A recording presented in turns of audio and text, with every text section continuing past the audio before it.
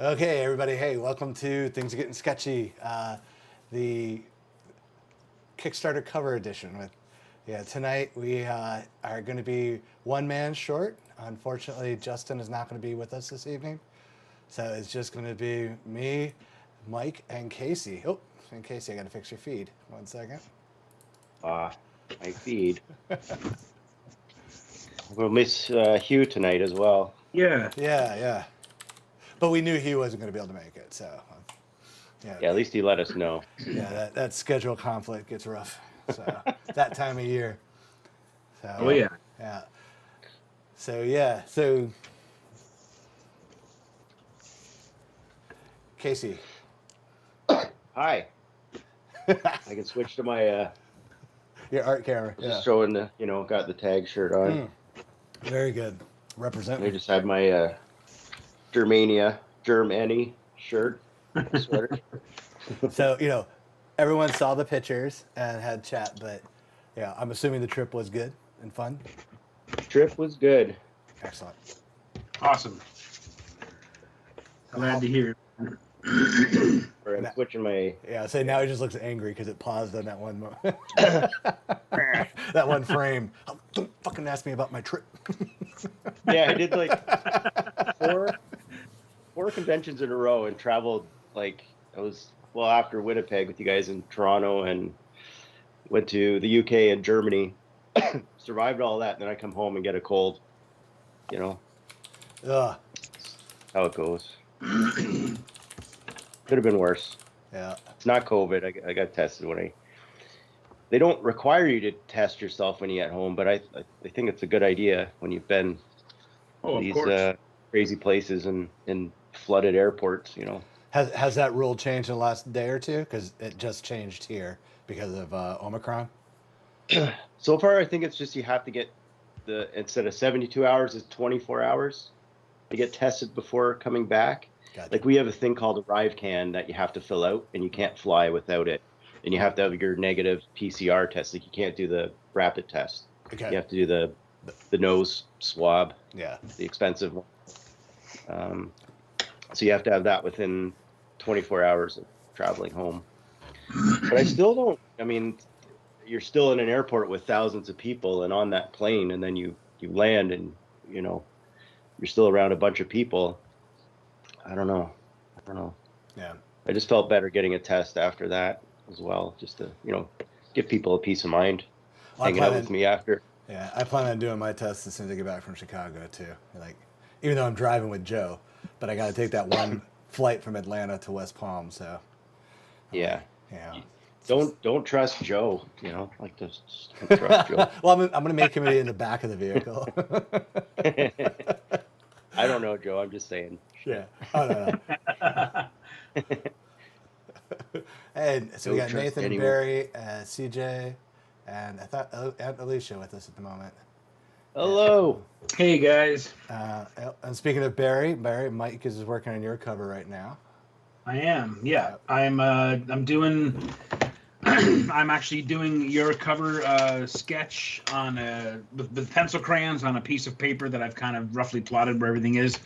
Just because the covers that we have are really, really nice and the paper's really great, but they don't erase terribly well when it comes to doing like plotting or sketching on the actual cover itself. The covers are beautiful, though. I can't wait. You guys are going to love these books when you get them.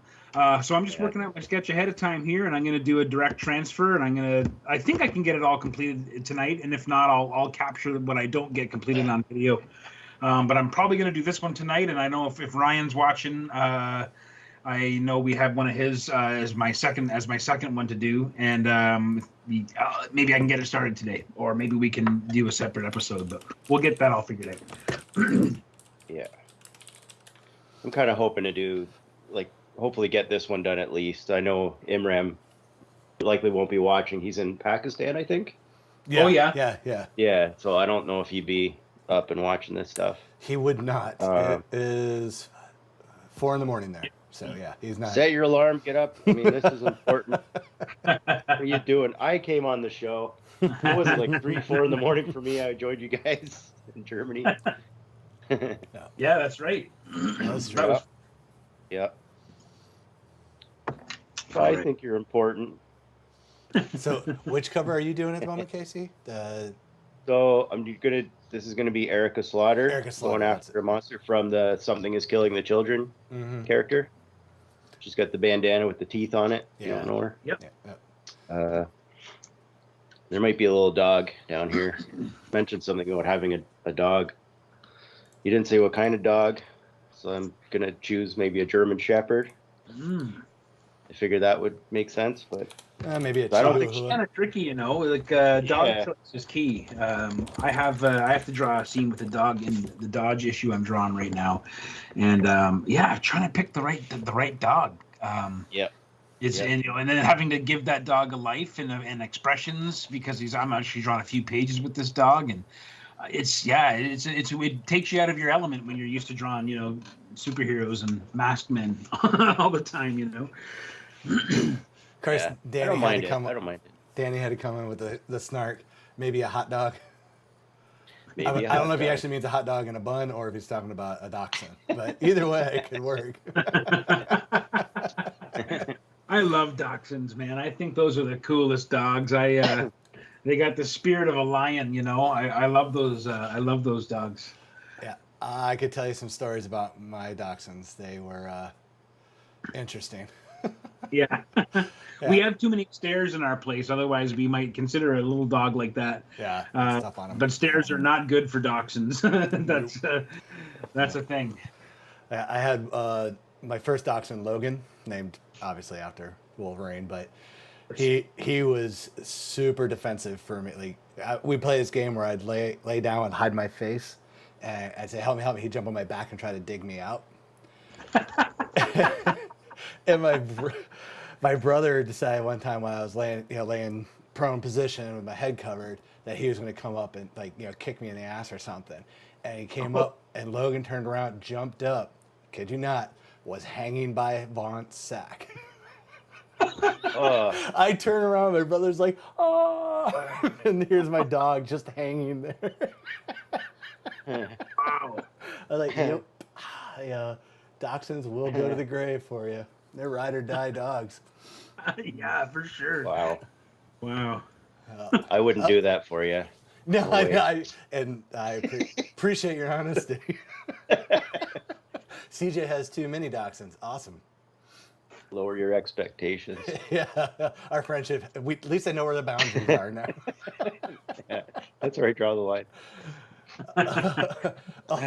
Danny said he once watched a wiener dog race on ice between periods at a minor league hockey game. All right, I know I would probably giggle seeing it, but that just seems almost cruel.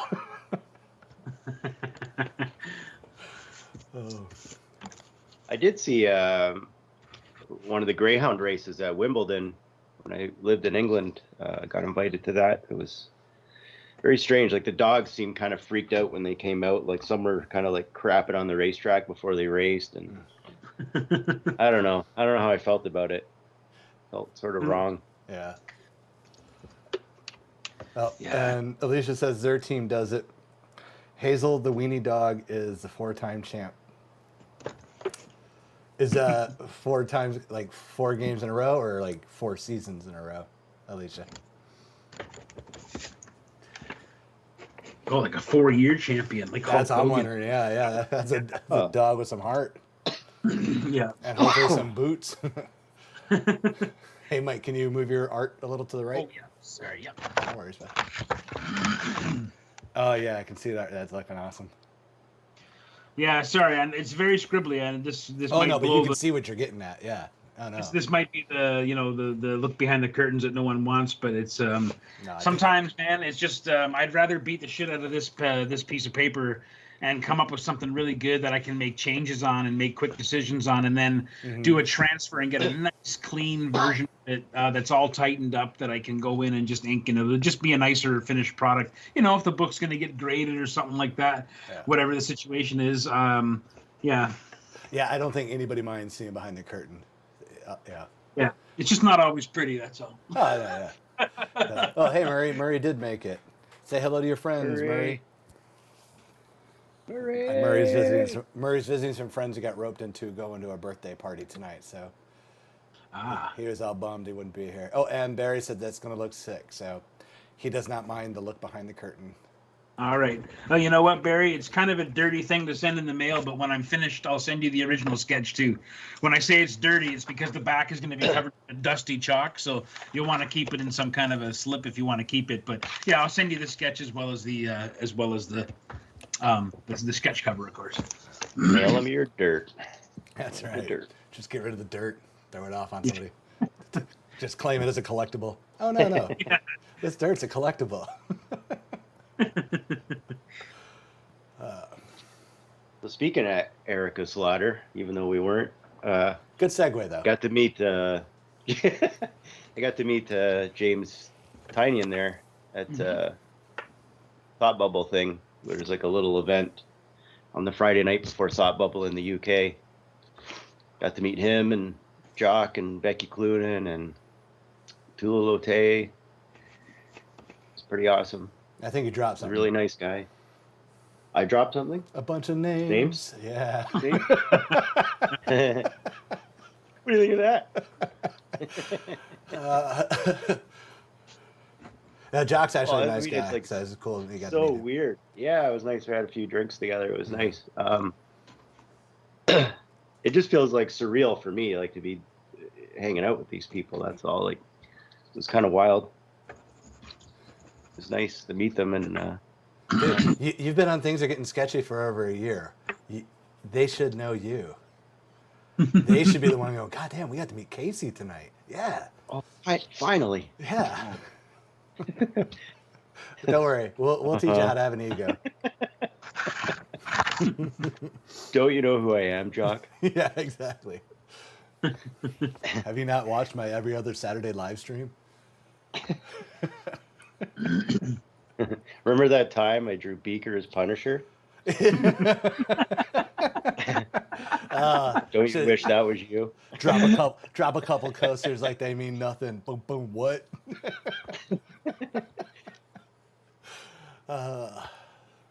Yeah, I know you draw Batman, whatever.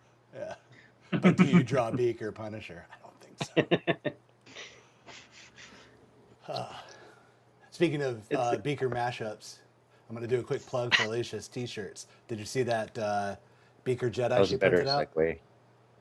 Oh, Yeah, it looks so good. I got to order mine this week. But Oh, the Beaker yeah, Charles? yeah, Carl did the art. Wesley Wong colored it, but she put it on Yeah. these purple t-shirts that work perfectly for it. Oh, they look Yeah. so good. So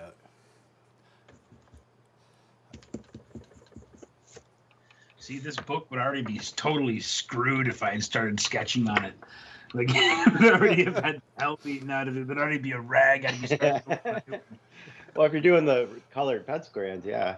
Well, yeah, but even the pencils, though, because I'm very heavy-handed these days, I guess. But Well, yeah, you can watch me trash mine like that. That's what I'm doing. If you want to see what Mike's talking about, how to ruin a book. oh, I've got extras in case. Barry, I forgot. Barry is the owner of the original. For some reason, I thought that was another Eric Paris snipe, and he got his shirt ordered too. Good on you, Barry. Awesome. Oh, he's got the Beaker Jedi? Yeah. I thought Eric Paris snagged that one, but I guess Barry got that one. And I have not. Have you guys seen Ghostbusters Afterlife yet? No. Not yet. Yeah, I haven't had a chance. I'm very much looking forward to it. Yeah, me too. I'm Still have to interested. see Dune. Oh, get on it, son. Oh, man, I Dune know. is good. I think I'm just gonna go tomorrow night, like just by myself. I don't know. I was shocked. Well, it was our first movie, the first movie we saw since the pandemic. And the last one we saw before the pandemic was like probably the Godzilla King of Monsters one. Like it was a while before we even switched over to 2020. Or no, maybe it was early 2020. I can't remember, but that was the last one we saw, and the first one we saw after was Dune. And it was we went to the VIP, theater, like the nice chairs and everything like that. And I figured out my first time going for, a long time, and Eric thought it would be fun. So it was awesome. We loved Dune. I thought it was incredible. Yeah, I'd love to see it. Yeah. Yeah, I'm looking forward to it. I've never read the book. I want to maybe jump on that too. Do yourself a favor. Get it on Audible. You just unless you've got unless you're a speed reader or have a lot of time to kill. Because it is a big book. Like It's a big book. Yeah, Lord of the Rings-esque number of pages. So. Yeah. The audiobook's really nice, actually, and yeah, it is. It's out. Yeah. Yeah, there's probably versions. We had one. I can't remember where. I think she got it from the library or something like that. But it was actually quite nice.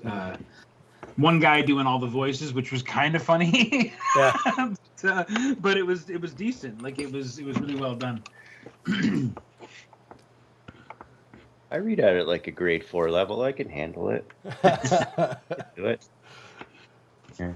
Well, if you're expecting a big snowstorm and you're not going to be able to get out for a week, yeah, grab the book. But yeah. I love owning the books that I read. I don't know. I have to own them. Yeah, I'm totally with you on that. I've got a shelf full of books I've listened to. Yeah, like I'm listening to the Sandman Audible right now. That's kind of fun. The first chapter or second chapter? Yeah, I'm still in the first one. Okay, yeah, I haven't done the second yet. Yeah. Well, I don't think it's come out yet, the second one. Oh no, it's coming. It's out. Is it? Yeah, it came out a couple weeks ago. Jeez. Yeah, I just haven't had a chance to get into it. Oops. You don't want to see me. You want to see the art. I pre-ordered that, but it should be in your Audible library then, because it keeps reminding me to listen to it.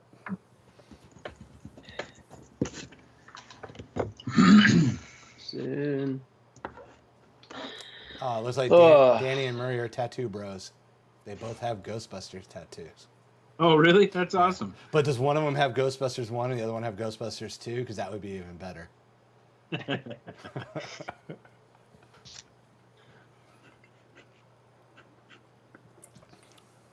Yeah, are they both the same Ghostbuster logo? No, the two. Remember, the Ghost is doing the two. The peace sign, sort. Yeah. But like their tattoos are both the ghosts, I guess. Oh, I'm guessing. I don't know. I'm assuming. Danny, Murray, you want to voice in on that? You guys rolling the original anti-ghost buster or ghost thingy? Slimer with his mouth full of sausages. Oh no, Murray has Slimer. Oh, Slimer and the first movie logo. That's it. Yeah. Yeah, both. Me, I just take the shape of the Stay Puft Marshmallow Man. I'm not committed to tattoos. I just go for the body work. So now, have you seen the movie? No, I haven't yet. I want to, but between, like I said, starting the new gig and C2E2 around the corner, I haven't watched anything really new. I'll catch it when I get back. Let's see. Hey, Rob's here. What's up, buddy? Working late?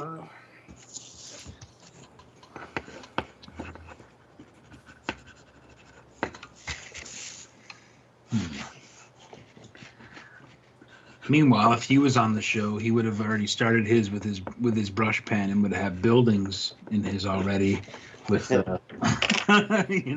vehicles and multiple figures throwing ninja stars at each other. Maybe not. No, he would be on his second cover by now. Yeah, probably.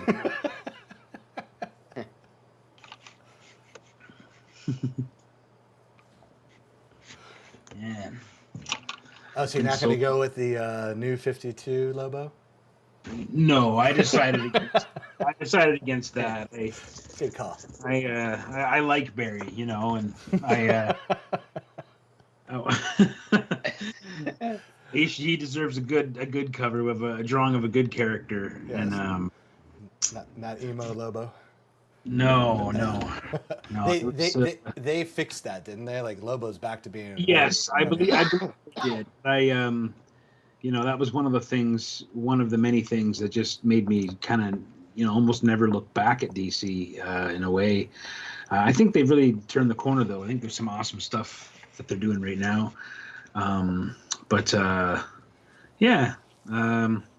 was one of the things I was like, yeah, you just took out Lobo, like one of the only reasons I still kind of gave a shit about Yeah. what's happening in the DC universe, you know. And I don't know.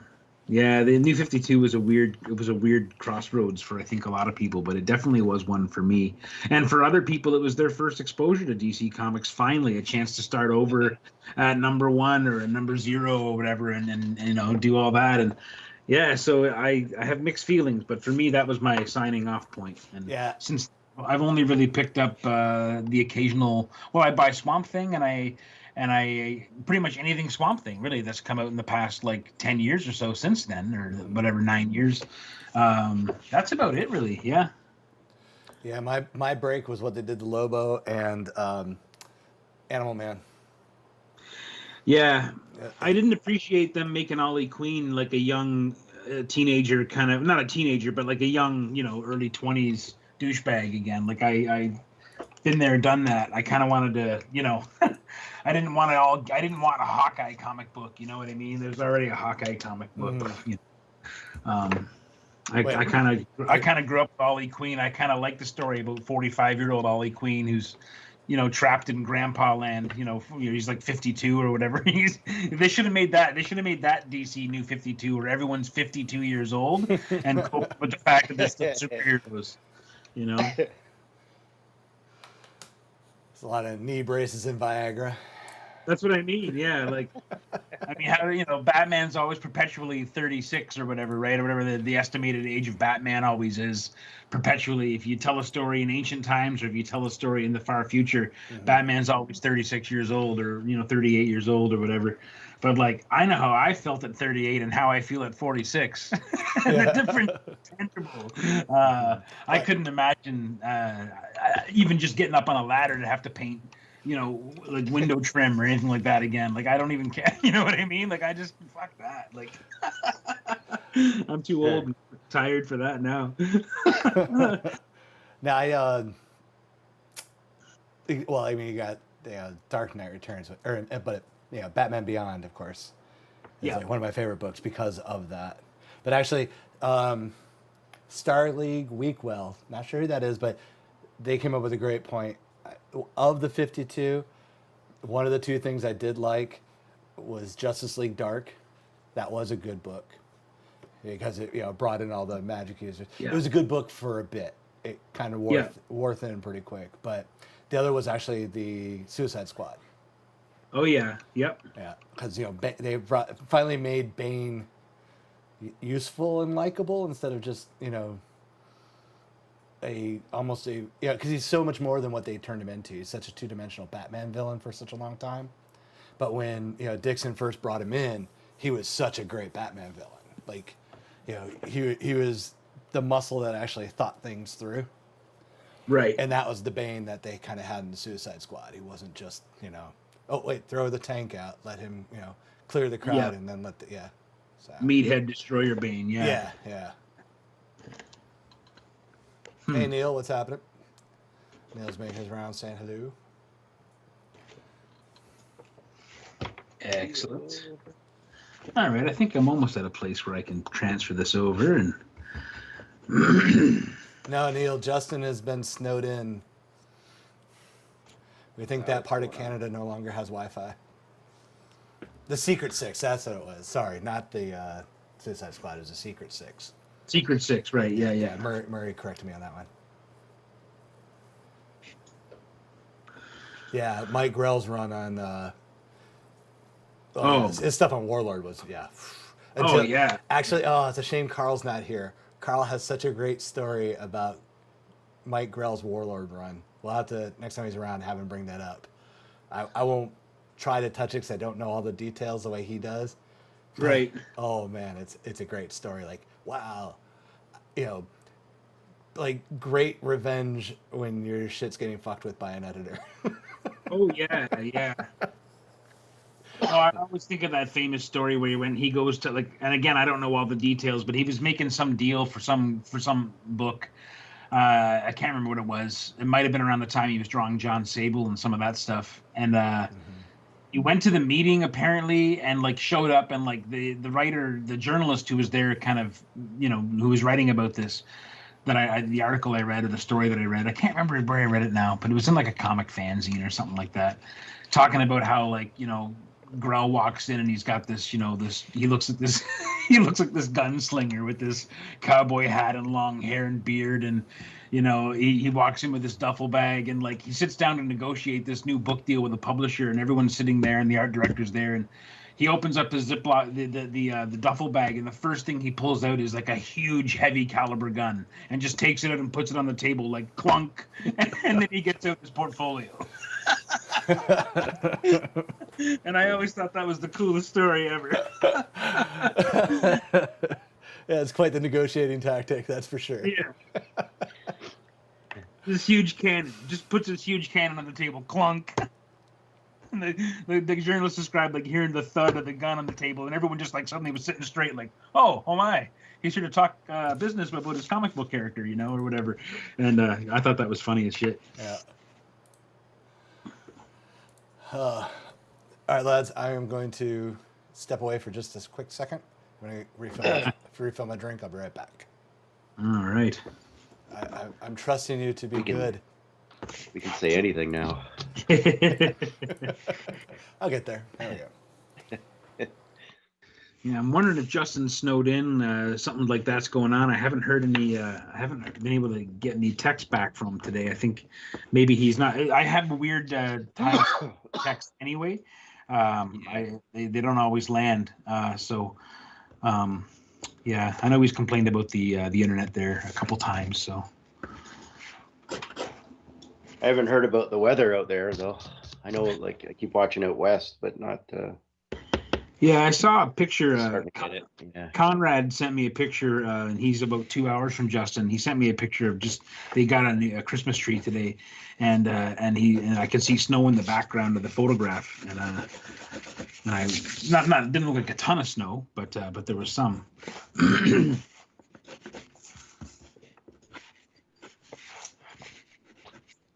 Canada's big. The weather can be really different. And from one, like literally 10 kilometers apart, you can have totally different weather sometimes.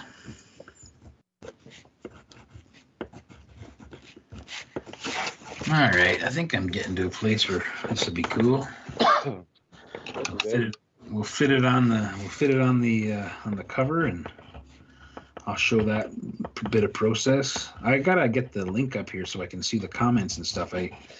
I always worry that having a couple things open is going to put too much of a strain on our hamster-powered internet here. It's been kind of dodgy lately at best.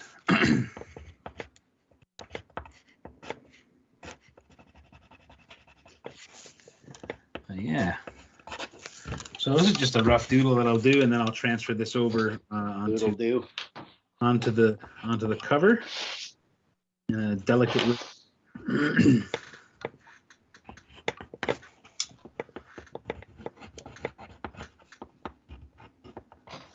right. Yeah. Okay. Well, how much time we got? Oh, that's not too bad. Sweet. All right. That's about as long as I wanted to spend on that. So that'll be all right. I'll actually take a look. We've got people complaining that it's 72 degrees in North Carolina. That's just not right. Oh yeah. That's a good temperature. That's a beautiful temperature. Yeah. My God. 72? That's marvelous. Yeah. Yeah. And Alicia said she has the air conditioner running? Come on. Well, she is in Atlanta. That's like the sweat box of the South. Like, yeah, seriously, you think Florida's humid? I don't know why, but, well, because Atlanta's built around a swamp, that's why. But yeah, Atlanta, it is just nasty.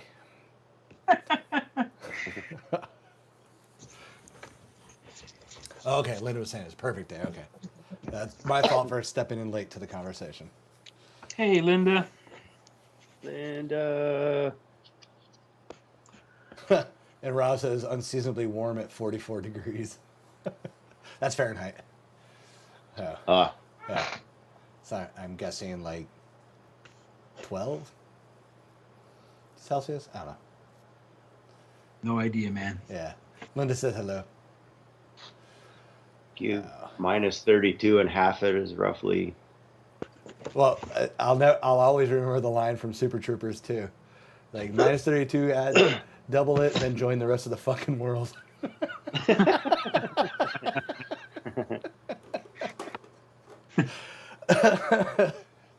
Slays me every time I hear it. And it's so true. Zero reason for us to still be on the Imperial. I saw one the other day that made me howl. It was like, oh shit. The guy was describing how many feet are in a mile, and it was like, was it like 5,300 and something, or 5,280.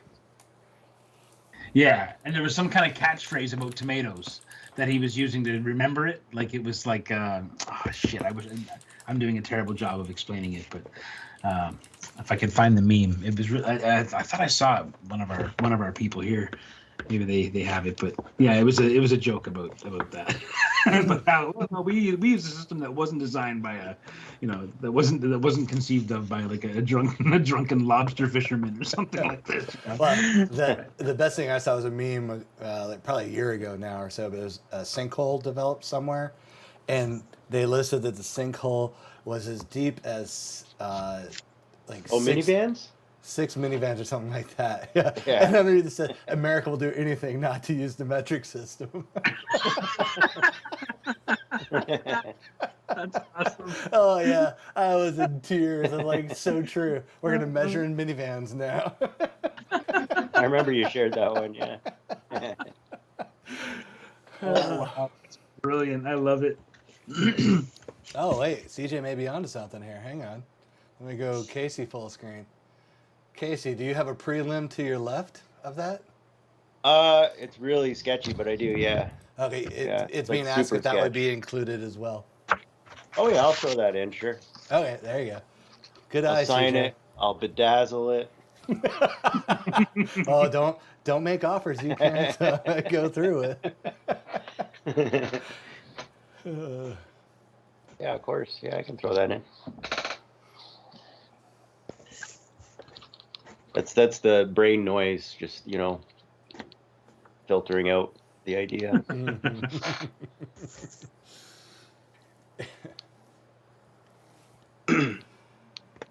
I'm glad it's not last night. Last night I just had like crazy sinus headache, like I couldn't even really open my eyes.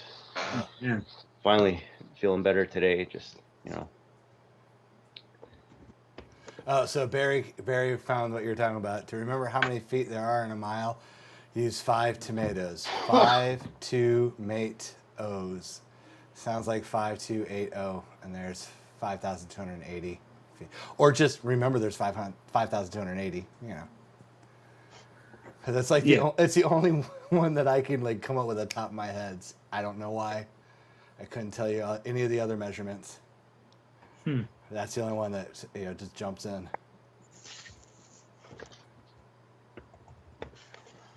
Alrighty. I don't like drawing guns because I ain't really good at it. But we'll get something that looks kind of gun-like happening here. Thankfully, with Rocket Raccoon, it doesn't really matter. Yeah, I was about to say, Rocket and Lobo can have anything, Be a Liefeld gun, and no one has to really. Okay, we won't go that far. Come on. We do have a little bit of a reputation here. I'm drawing a cover for a dynamite thing, and they sent me the interior art, and I don't have any words to read about it. I don't even know the name of the project, but the interior art is pretty good for the most part, but the bad guys are kind of these zombie guys, and they have it's almost like it's like I was looking at it without any words and wondering if it didn't have to be. It had to be a parody of Liefeld. The way they drew these guns, they were just like these ridiculous toasters with triggers and a handle, like it's just these massive like it looked like luggage with a gun handle affixed to it, kind of thing. Super crazy, but yeah. Yeah, his guns annoy me so much, or anybody who does those style. Yeah, it's like. You have Google. You have no excuse. Yeah. Those guns must not weigh anything, right? Like they're just holding up. Like I like how Sienkiewicz at least made fun of that with the Electra Assassin cover, Oh yeah, yeah, and he's kind of made homages to himself that cover, like just the ridiculous, oversized. yeah. I think it's okay in use of when it's parody. I think so. Yeah. Oh, sure, sure, yeah, And parody. some, a character like Rocket Raccoon with a giant Lego gun, like makes sense. You know what I mean? Like, Well, Rocket is a parody of Yeah. that type that template of character. Yeah. yeah.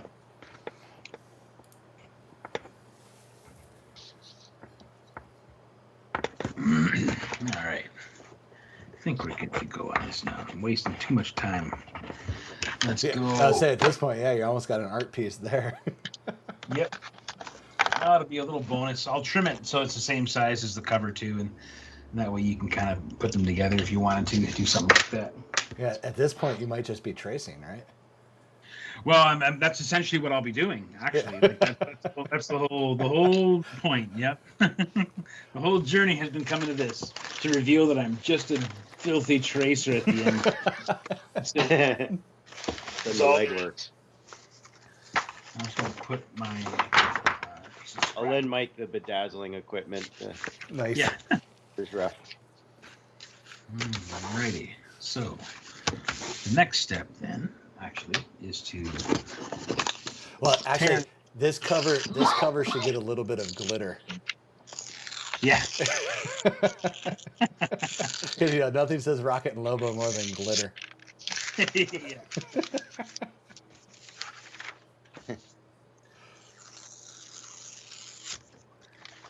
Make it a bit smaller.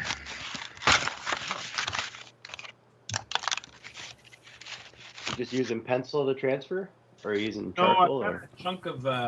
I just whipped it around. I got a chunk of brown Conte oh, new pastel. I have a blue one somewhere, but I don't feel like digging it out, so I'm gonna go with this one. apparently they're not selling the new pastels as single sticks anymore. I know it's a pain in the arse. It's You gotta been buy the impossible. whole pack, huh? Yeah. Yeah. It's garbage.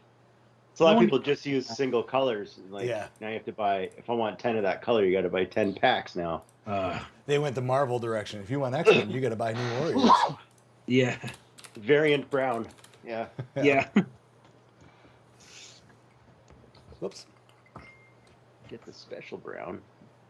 Let's buy 30 blues. I wish I had the gun drawing skills of Carl Waller, because that guy can draw a gun. Not much Carl- else, but yes, he can draw a gun. That's Let's it. just see if he's watching. Ha ha, Carl. Yeah. Totally draw guns. He hasn't been on in a while. Like, it'd be nice to have him back on the show. Oh no, he's been. You just haven't. Just me? Yeah. Is this Yeah, your fault? yeah, you Oh, missed, okay. yeah, traveling the world and stuff, ignoring us. Sorry. No, he was the show before last. He was on. Oh, okay. But yeah, this would make a month off for him. Oh. Just remembered I poured whiskey. I know my drink's evaporating here like mad. Oh man, it's gonna be half What do you- water, Erica. Sorry. What are you drinking there? I am drinking McClellan's. Oh, Yeah, it's a little bit aggressive. So I've actually cheers. I actually just had it sitting with an ice cube for a little while, and now it's kind of like a Jameson. not quite ready to drink yet. I got like herbal tea going on. Oh yeah. Little NyQuil and heroin afterwards. Just help me nod off later. Yeah. All right. So this is the book. Germany, we were drinking mulled wine. They call it glue wine. Ugh. Glühwein That is over there. gross. Oh, it's awesome. No, it's not. Really good. Ugh. It's like someone accidentally like let their fridge go off on a hot day, and then pulled the wine out. And went, this ain't Oh. so bad. Let's throw some, spices in it to cover up the spoiled wine. You're thinking of Jägermeister. No, there's no excuse for Jägermeister. This is mulled wine. Someone, decided to throw some spices in to cover the cooked wine. I guess Jaeger was originally someone was trying to make like medicine of some Yeah, it's sort, medicinal. Yeah. and it was found in like a fridge. Like, hey, this would be a good. I guess it fermented in that fridge. So. Yeah. This will get some college kids fucked up. Yeah, here's a good idea. And they'll think it's licorice. I once drank an entire bottle to myself. Jaeger? Yeah, I was planning a party. Just more of like a Friday night thing. A friend of mine was coming. The guy I worked with every day was coming over, and we were He just was brunette before he did that. Well, we were gonna drink it. We talked about it all week, because I just discovered it and I really liked it, and he hadn't tried it yet, and we were gonna do a bottle of it, and because I was a terrible drinker in those days, and I remember College? It's college or before? no, before college. No, it was after high school, and I took about 3 years and worked at different places, and I was working at Value Village for about 2 years, and. A guy that I work with every day there, he ended up coming. We used to hang out. He'd draw, he'd play guitar, stuff like that. But anyway, he was coming over to drink this bottle of Jaeger with me, and he never made it over. And he told me to get started, and that he would, eventually show up. I had a couple of it was a hot day. I remember just filling a big mug with ice and just like basically topping it up with Jaeger, just straight Jaeger like that, which was nice. And it was just a nice, kind of spicy, weird, licoricey drink, and he never showed up, and I drank all of it, and I think it actually changed my anatomy on the inside of my How body. spicy was the vomit after that? Yeah. It's just as licoricey coming up. I don't remember having a hangover. Like, I felt like I was medicinally, like, I don't know, like I felt like I was Healthier than ever? What's the word? I felt like I had been like in an herbal steam room, with my actual body had been infused with the oils of whatever this stuff was. You became your own personal yurt. Yeah, like I think it pickled me in a weird kind of herbally type way, and anyway, it was bad though. I remember just like, I don't remember being sick, but I remember just like not being well. Your body didn't ask for that. Working on load trucks and stuff that day, and just being for a couple of days, just being like my insides just were like too spicy. Just a bad place. Yeah, a bad place. Well, I have a gross alcohol drinking story that goes along parallel to that. A buddy of mine in the military, like best friend in the military, we both got reassigned. We were going to different bases. So we decided, well, this is like our last hurrah. So we're just going to go out and just get railed. And so he had his cousin send him a bottle of mezcal. And back when, mezcal wasn't a thing you could really get. So me and Mark, we plowed through that. And then the only thing left, and we started drinking like 6 o'clock when we both got off duty. And we went through that bottle like, oh man, must be time to end the night. It was 8 o'clock. And we were like, oh shit. So we figured the only way to go through this is just to keep drinking and power through. Mm-hmm. Yeah, that's the only way to avoid the hangover, right? Stay drunk. It's the only thing, we finally got someone to drive us, or to go bring us some beer back. But the only else thing we could find was a bottle of Goldschlager. Oh no! Oh, I already know the ending of this. So we pounded out whatever beer we had left, and then the Goldschlager.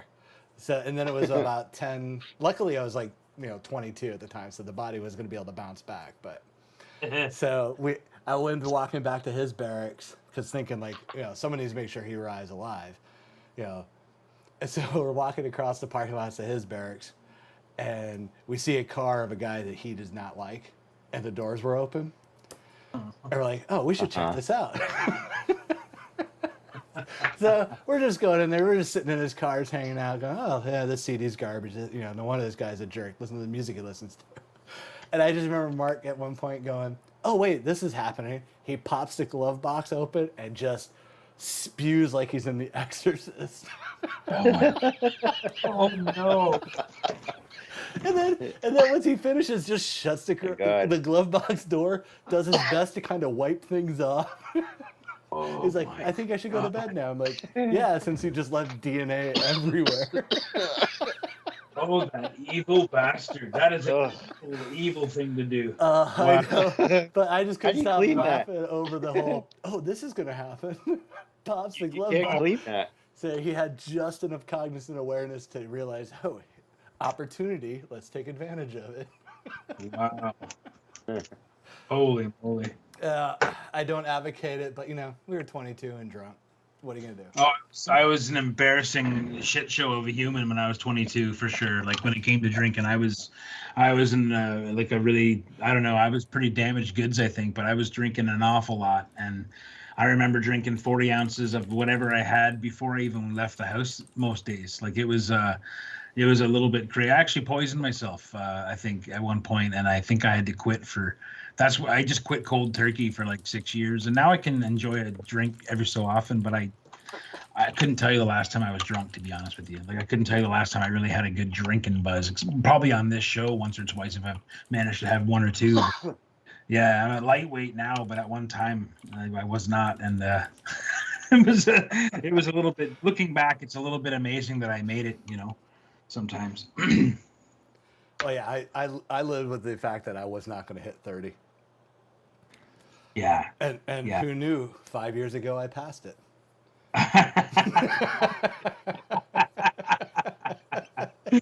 Hey, everyone's buying that, right? Yeah. Oh yeah. Oh man. It feels like that though, doesn't it? Like it's just a couple of years ago. Oh no.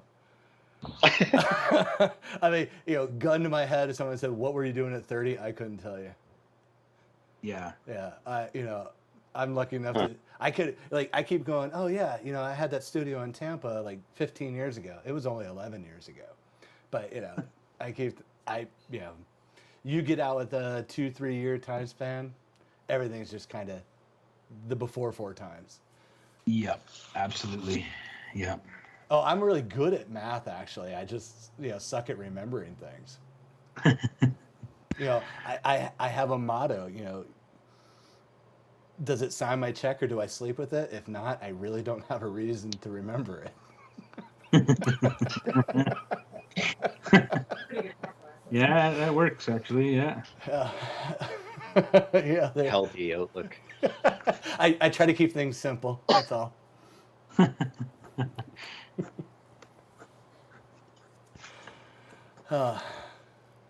So here I'm doing my tracing business where I've got a nice sharp hard pencil and I'm going over my lines in a very, kind of precise way. I don't mind pressing too hard on them because I'm pretty sure now that I've got this sketch in front of me, what I'm gonna be doing when I'm inking it and stuff. I didn't want anything to overlap the logo, but this one's gonna overlap the logo a little bit, so I'll find a solution for that. We have a solution for stuff like that. So yeah, it'll be cool. Every so often I open it up and check and just see where I'm at. Because very inevitably, I'll be doing stuff like this, and you forget a major line that you just assume you've done because, of course, you did that line. It's one of the most important lines in the whole thing, and then you take the transfer off, and you're like, shit, and you'll never get it. You'll never freehand it, the same way. At least I never will. Yeah. Yeah. Well, Barry says it's looking wicked, so Awesome. I don't think he's going to mind a little bit of the overlap. Honestly, Oh, yeah. I have to admit, I think it was actually, I have to look at the covers now, but I know because I enjoy covers that actually overlap or play into the logo. It's like hues I had to work with, so I had like Sinister or Mr. Sinister's I don't know what the fuck you call it, like his serrated cape that he has. Cape and collar, yeah. Flare. Yeah, yes. Yeah. Wait. Yeah. On his, when he's working at TGI Fridays. But yeah, so I had to work that kind of into the logo the way he did, but it looked great. And then I think I did the same. It was either yours or Casey's logo. No, it wasn't Casey's because Casey actually did the logo into his art, so that was good. That's right. Yeah. So yeah, with yours I kind of had to overlay with the dragon head on it, which looked great too. Oh, cool. Yeah. Yeah. But if not to put all 4 of those covers are awesome, but I have a little bit of an extra soft spot for Casey's because he put the cover inside the cover, and I love meta art like that. Oh, that was all. Yeah, it turned out so well too. Yeah. I was really happy with that. Yeah, that was fun. Yeah. It was fun doing that. It was a good It's idea. a fun image too, you know. It's a nice light image, but it really works in that kind of thing. And yeah, man, I thought that was a really cool piece. I like that Murray came up with that concept too. Instead of instead of them fighting, like it'd just be fun if they're kind of reading the book. That was cool. You know, that was a good challenge. It was fun doing that. Speaking of Murray, if you're still here, did you get your book today? I'm hoping. Oh wait, no, today's Saturday. You guys don't get mail. Never mind. No, not always. Sometimes we do. You've got mail. You don't have mail. It took forever for his to cross the border. Like, Oh. yeah. Hmm. But Eric got his earlier this week, and I saw that Paul's crossed the border like on Monday, so I'm hoping he got his before Friday. Yeah. Nice. Yeah. But it really surprised me how long it was taking to get out of New York to you guys. But I figure no one wants to go to Saskatchewan this time of year, so even the mail's like, yeah, it can wait. Yeah. Like I'm still waiting on. Like you sent me books too, right? Or no? I think Justin he sent you some? Yeah, Justin was supposed to send your guys comps. Yeah. Yeah. Did you get yours, Mike? Yeah, I got mine. They're the only ones I had, though. I think Casey was smart and actually grabbed a couple when he was in Winnipeg, right? Or Yeah. Yeah. But Justin said he'd sent me an earlier package, which hasn't arrived yet. He's got to double check all the... Because he remembers sending one before. He sent me a bag of bags and boards, basically, so I could process some of the Swamp Thing orders here. And then he sent me the tags book after that, and but he said there was another package that is apparently supposed to be coming, but the mail's been real screwy lately. So that sucks. Travis says the books got processed in Toronto around 2nd at 9 p.m. That's the last update. Yikes. Blame Canada. Yeah. Well, hopefully Monday, Murray. Hopefully Monday. Yeah. If you guys need more tags blanks, let me know because I've still got 2 boxes. So. Oh wow! Okay, cool. Yeah. I think this is actually the first one I've drawn on since I got home. So I've got a few. Like Justin sent me, I think a good 4 or 5 of each one. I think so. Okay. I should be good for a little while. Yeah, for the. And I was thinking about that, when it comes to doing things like auctioning art, or if we just have an open night, like a tag sketchbook night kind of thing.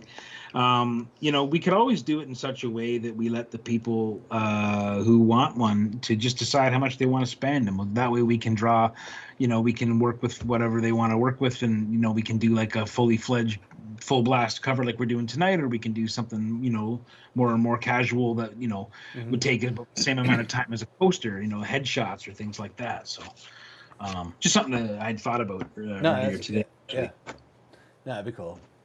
Because, I've been, holding off going on the gas because, I want to make sure everyone gets their books because we actually have enough art to do the 2nd volume. Is that right? Yep. Holy moly. Well, because the first volume cut off, and I was kind of bummed at it. I was like, I didn't want to go more than 44 pages because we're getting into an area where it's kind of hard to do staple binding. Oh, okay, gotcha. Yeah. So we actually had to cut off right before Brenda's night, so the My Little Pony night didn't make it in. Oh, I gotcha. Okay. So so we have everything from My Little Pony night till, tonight. Well, not tonight, but Huh. Yeah. So I was looking like, oh yeah, we have enough to do another volume. So. Wow. Yeah. We should do that. Yeah, I guess. Well, I was thinking, we may, maybe that'll be our Christmas episode or our New Year's episode or something. Yeah. That'd be fun. I mean, I guess there's always going to be art that won't make it into print, though, right? Like, Oh yeah, No, always. well, I mean, the only things that won't make it into print are the things that didn't get scanned. Yeah. That's why Chris wasn't in the book. But I'm actually running him at C2E2, so he's going to do a cover while I'm there. Oh, nice. Yeah. And then he's like, yeah, whenever you want me back on the show. I'm like, whenever you're not traveling, let me know. Yeah. Because he actually wasn't going to do C2E2, but then changed his mind again because he's got a book coming out. So. Oh, right. Yeah, he just found out it's launching or something. Yeah. Yeah. Right on. Yeah. That's cool. Oh wait, so.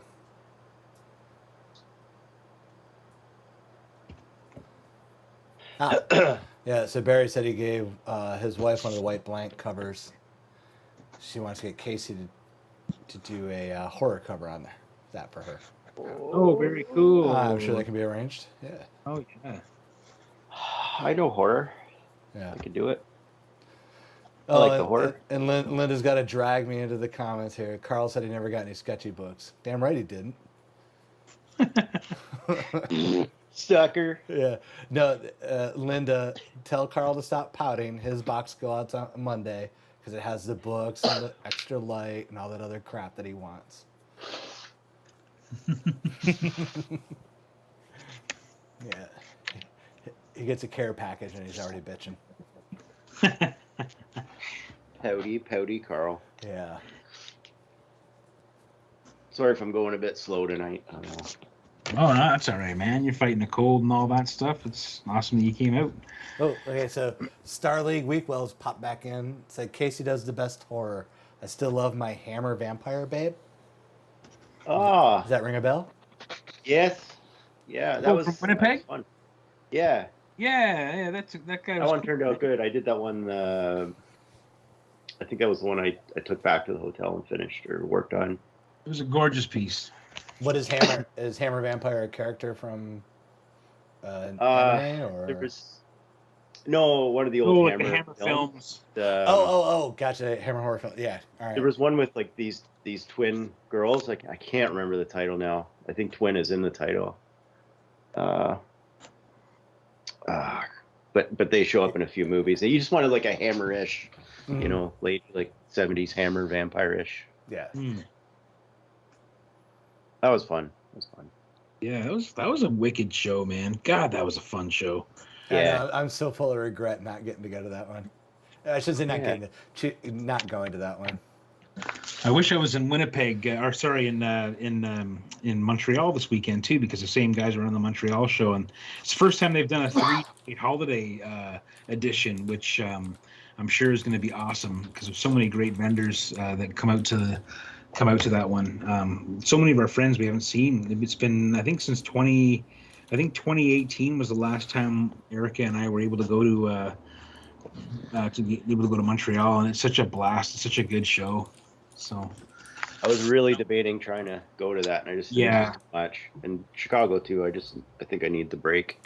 Oh, I think you've done a lot of traveling. I know for me, it would have finished me off, and I've got just enough going on right now that it's overlapping in a really annoying way, and it's making it really stressful to actually get anything done. And you're kind of juggling 2 or 3 things, and they have different. You have your rough sketches have to come in, but the final art for the other one is due, and then you have, the way things can stack up sometimes. Travel just really buggers that up for me in a bigger way. So. Yeah, I know about the stackage. Oh yeah. Well, you did 2 covers while you were in Europe, man. Yeah. Do the same day. Yeah. Do the same day. Like, I love it when they're due the same day. I'm always like, luckily I've kind of been priding myself on getting everything done like minimum 3 days early when I can, but most of the time I'm getting it in, a week or so early if I can, if I have that luxury of space and time. But yeah, having 2 in the same day. Oh. Yeah, it was something. And one was like a very difficult, Oh, I know. I The one I know. showed you was a difficult one to do. Absolutely. Yeah. The other one, thankfully it was fun. It was easier, and it was like there was no way I could kind of do it wrong in a way. Right. Yeah. Is that the That one you was the one that posted just today? came out. Yeah, that was Yeah. they just announced Stray it today. Dogs. Yeah. I got a copy of Stray Dogs. I'm going to finally get to read it. I also have a blank cover as well, which might be kind of fun to do something on. Yeah. At some point. Yeah. It's a good premise. It's I've read the first 5 issues. Like they sent me the 5 to reference. So it was kind of fun just blasting through that. Yeah. First arc. Yeah, I liked it.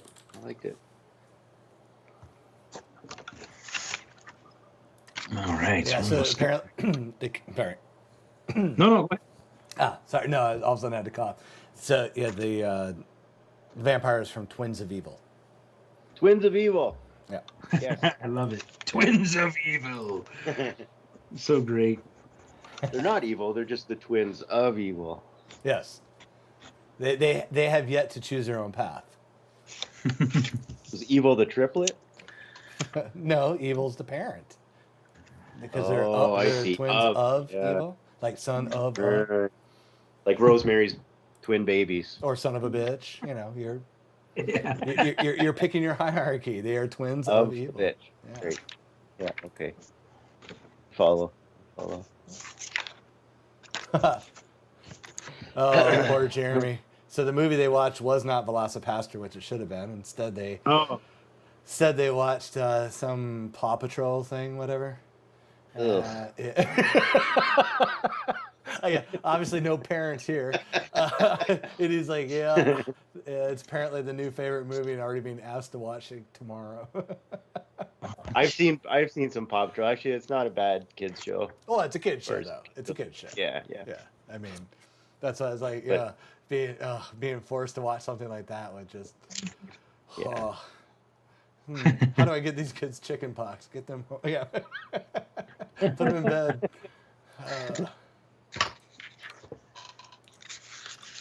Good backfire. Linda switched over to Twitch because her feed comments in Facebook kept freezing.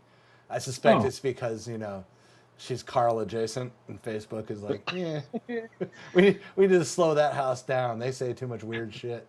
Does he just have a big magnet in his brain or something? Oh no, he's at this point now where he's challenging Facebook to put him in Facebook jail. Facebook cyber wolves have his scent. So yeah, so they just have his scent. they just put a governing device to throttle him down. So that whole house can't post on Facebook fast enough anymore. That's funny. And they're so harmless. Like the posts he puts are harmless. It's ridiculous. Yeah. Well, but I guess it's going to be flagged. There was one that he posted and he deserves a Facebook jail for. Because, it was because of his own stupidity. He put it in the wrong space. He meant to put it into a private group and he accidentally put it into the public area. Uh-oh. Yeah. And when he told me what it was, I'm like, yeah, you deserve to get the slap on the wrist for that one. Not so much for the image, just for being stupid enough to not realize where you put the image. Oh. Carl will be doing a show from Guantanamo at some point. Not of him, CJ, but yes. CJ asked indecent exposure. Yeah, and Linda's like, he got the dumbass award for that one. Yes, he did.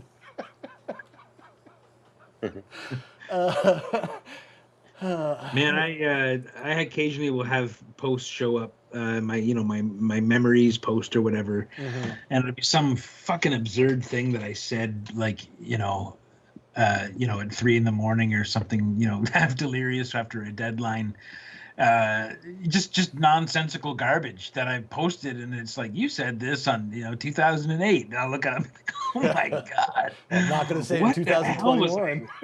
what the hell was I on that day that I had to post that? Like, it blows my mind. Yeah, it's not good. It's not good. All right, guys, I will be right back. I'm going to go refresh my drink. Get more mall wine. Yes, that's exactly what I'm going to get. Glühwein. Glühwein. He likes Stefan Glühwein. Glühweinson. Stefan Glühweinson. Typisch Wiener Schnitzel in the Glühwein. We're crossing international borders now. Uh-oh.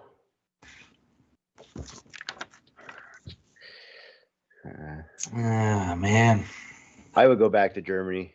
It was pretty awesome. It's a place I've always wanted to go. Maybe one day I'll get over to the Europe. Yeah. One day. Never been. Just go. Yeah. As soon as you can. Just do Let's it. see. Maybe. That's what I'm kind of learning. Like, to be honest with you, I want to get back to Newfoundland first, and I want to go to Iceland, and there's a bunch of places I kind of yeah. because I really don't know what kind of travel I have in me, to be honest with you, and I kind of want to definitely scratch off. It's like, I'd love to go to Scotland with Erica because we've been talking about it since we met. 23 Scotland's years. amazing. Yeah, Iceland, I'd love to spend time. Like, I just hung out in the airport, which doesn't really count. But Yeah. Even that was kind of cool. Like, Was that on your wanted way to there kinda or your hang way out. home? I was on the way there. So just a couple hours, but it was, I don't know, it's just the airport in Reykjavik. Mm-hmm. But I have a good I friend. don't know, who's something about it. Yeah. He invites us to come out and to have Yule with him and his family. And one day I think Erica and I are just going to do it. Yeah. I think that'd be so cool to have that kind of experience. And yeah, he's a professor out there. He's a good dude. He's a comic book fan and a big supporter. If he's watching, Jon, hope it's going well over there, and hope we can come and see you soon. Oh, I think I've heard you mention that name. Yeah, Sigurd Jonsson, just an excellent dude. Where is he? He's in Iceland, and I met him in New York Comic Con in 2013 and 2013, I think. And yeah, he just his brother is an Olympic marksman, and I did a portrait of him as kind of like a science fiction character, and we just done a few commissions for him over the years. And he's just an awesome dude, and yeah, he's a teacher in Iceland. So. Yeah, you got that open invite, man. You got to take that for sure. Oh yeah, no, we're gonna go one day, man. That's it's definitely on the list. Just like forget everything one day, just drop it all and go. And Yeah. Just like, I'm taking a month off. Bye. Yeah, that would be awesome. I bet you could work out there and bring stuff back. Oh yeah, Pay for it, make it worthwhile. Our buddy Chris, remember Chris Elliott? He went out there years ago and had an amazing time. And ever since he went, I've been like, oh man, I gotta go there. You could feel it. There was something cool about being there. Oh yeah. I was really hoping to see the Northern Lights on the way, but didn't catch anything. Tried. All right. Tried. Well, I gotta do the tail. Raccoon tail Yeah. or Lobo tail. That's a surprise. Surprise. Yeah, Lobo is a Lobo furry. hybrids. That could have been the mashup, yeah. Actually, Chip just wrote Lobo was part of that. Is that the one you were talking about? That recent Justice League miniseries? Lobo was part of that. He was a big part of that story. Yeah. Is it Unlimited? Justice League Unlimited? Or something like that? No idea, man. Yeah, I'd say my that. brain. Because I can't imagine unless Lobo was Look either it up. paid to be part of the team or coerced some way. Because I can imagine him. It's like, yeah, even when he was in Legion for a while, that was a tough ask. That was, yeah. I love that fucking book though, man. Yeah, it was awesome. I love Legion.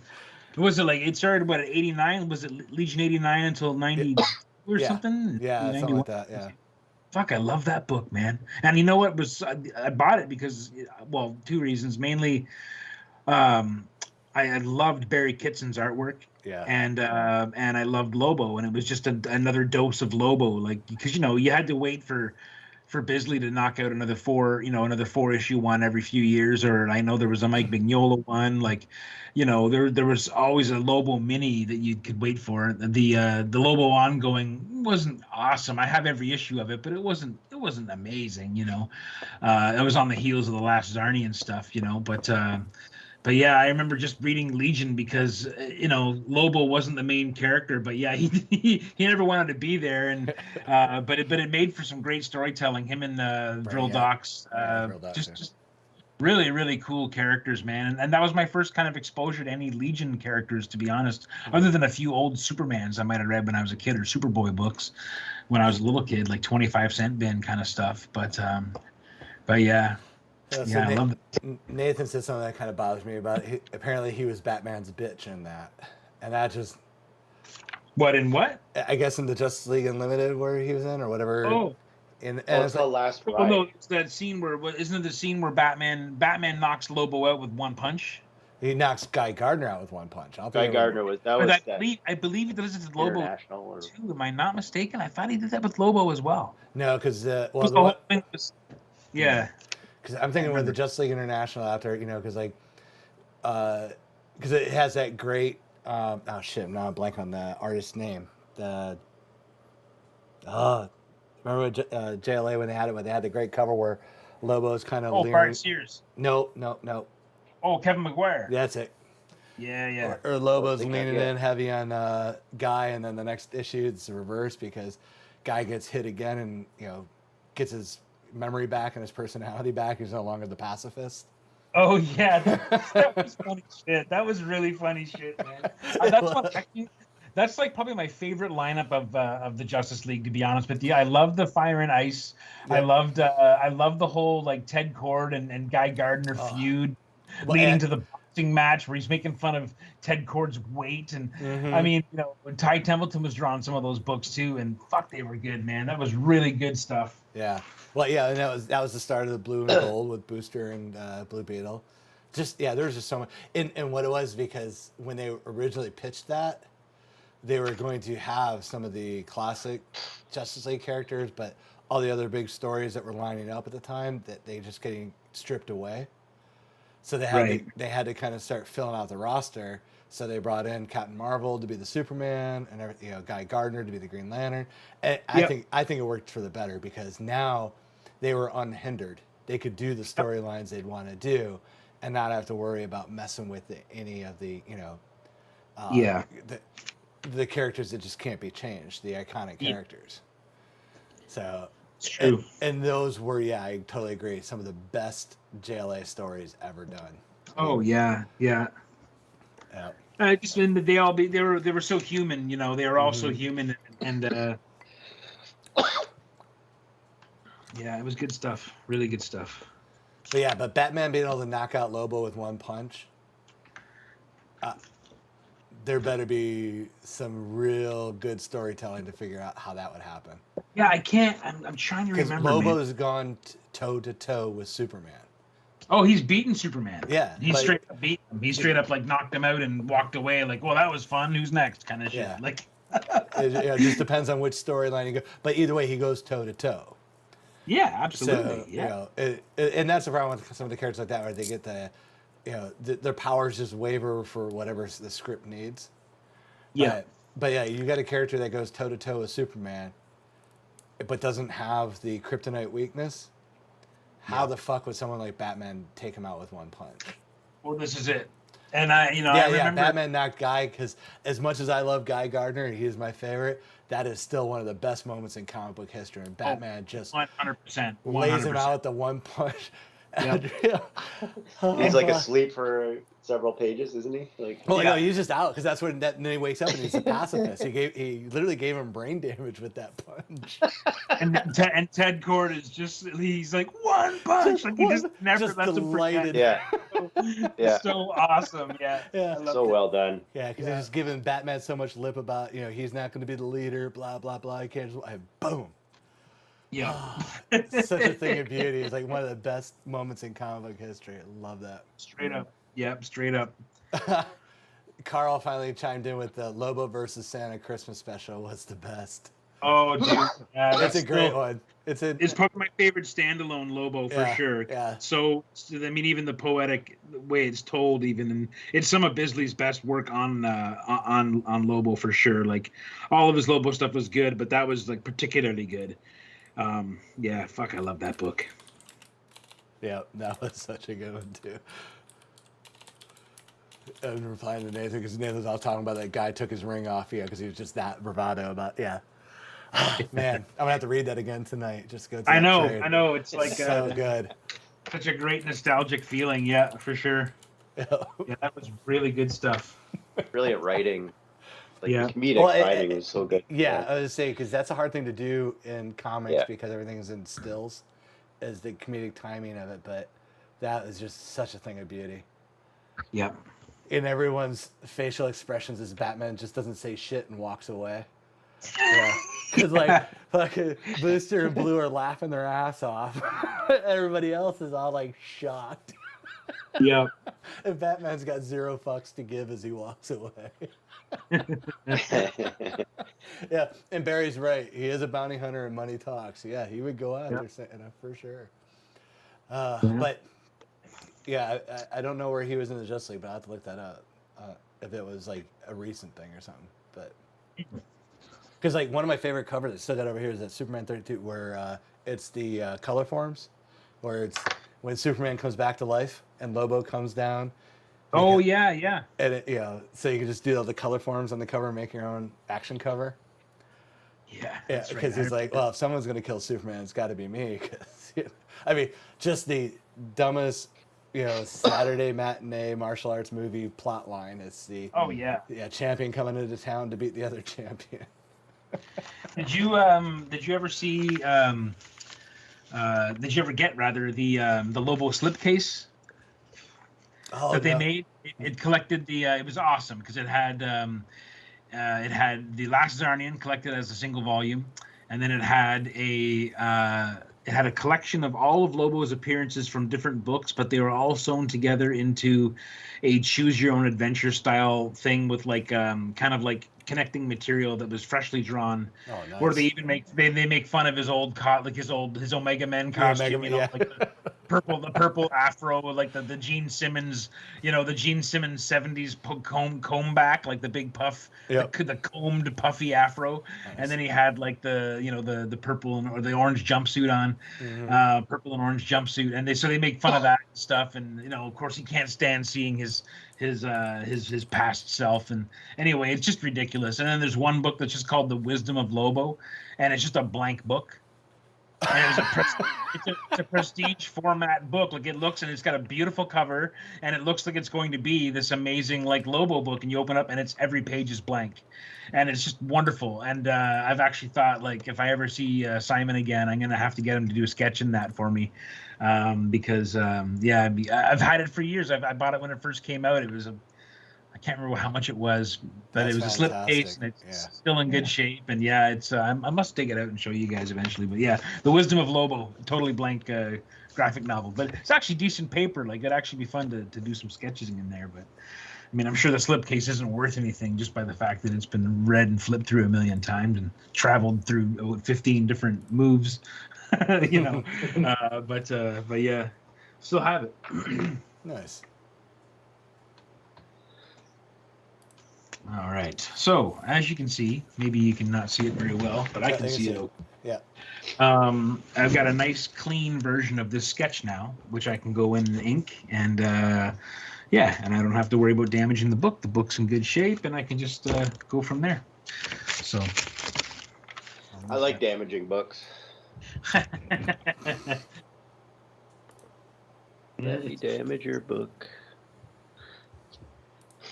As you can see, I built this contraption so I don't do much damage. I've got a dead pin. Yeah, how do you got that rigged up there, Casey? I see. It's just like a clean board, and then I cut out some foam core, just so the book will like sit flush, kind of inside it. Mm-hmm. And normally, I've got, sometimes I use like a card, like so I can rest my hand on here, and you know what I mean. So I'm not touching it. Nice. I'm worried about that. This one isn't so bad. But yeah, it just sits inside there, and I can like take it out without kind of wrecking the corners, and I don't know. Very cool. Yeah, that's what I've literally been watching. So doing my work. Do. Very high tech. It's very high tech.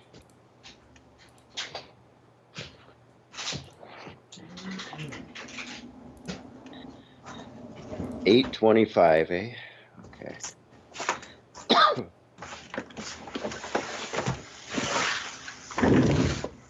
Well, I miss Carl. I haven't talked to Carl or seen him in a while. He's My own fault. lurking in there, so I'm sure you just stroked his ego. Lurky. Yeah, he's lurking. I haven't forgotten about him. He killed it on that dark red cover, man. Yeah, that was an awesome cover. I like the concept, like the big mouth and the stomach.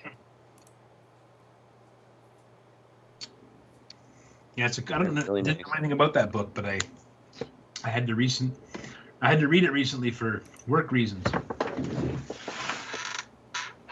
Oh yeah. I forgot about that. I love these pens. This is the Uni Pin Fine Line. It is. Let's see if I can get that in focus. Probably not. Pentel? Nope. It's called Uni is the name of the brand, and it's a Uni Pin Fine Line.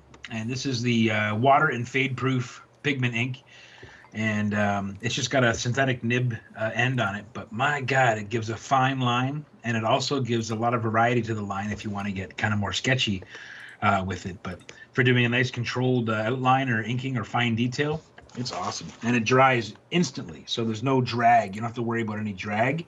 And what's beautiful about this, I don't know what's different about it, but when you go to erase your pencils, your pencils erase clean, and your inks are nice and black. Like they don't fade or anything from Doesn't erasing. lift at all.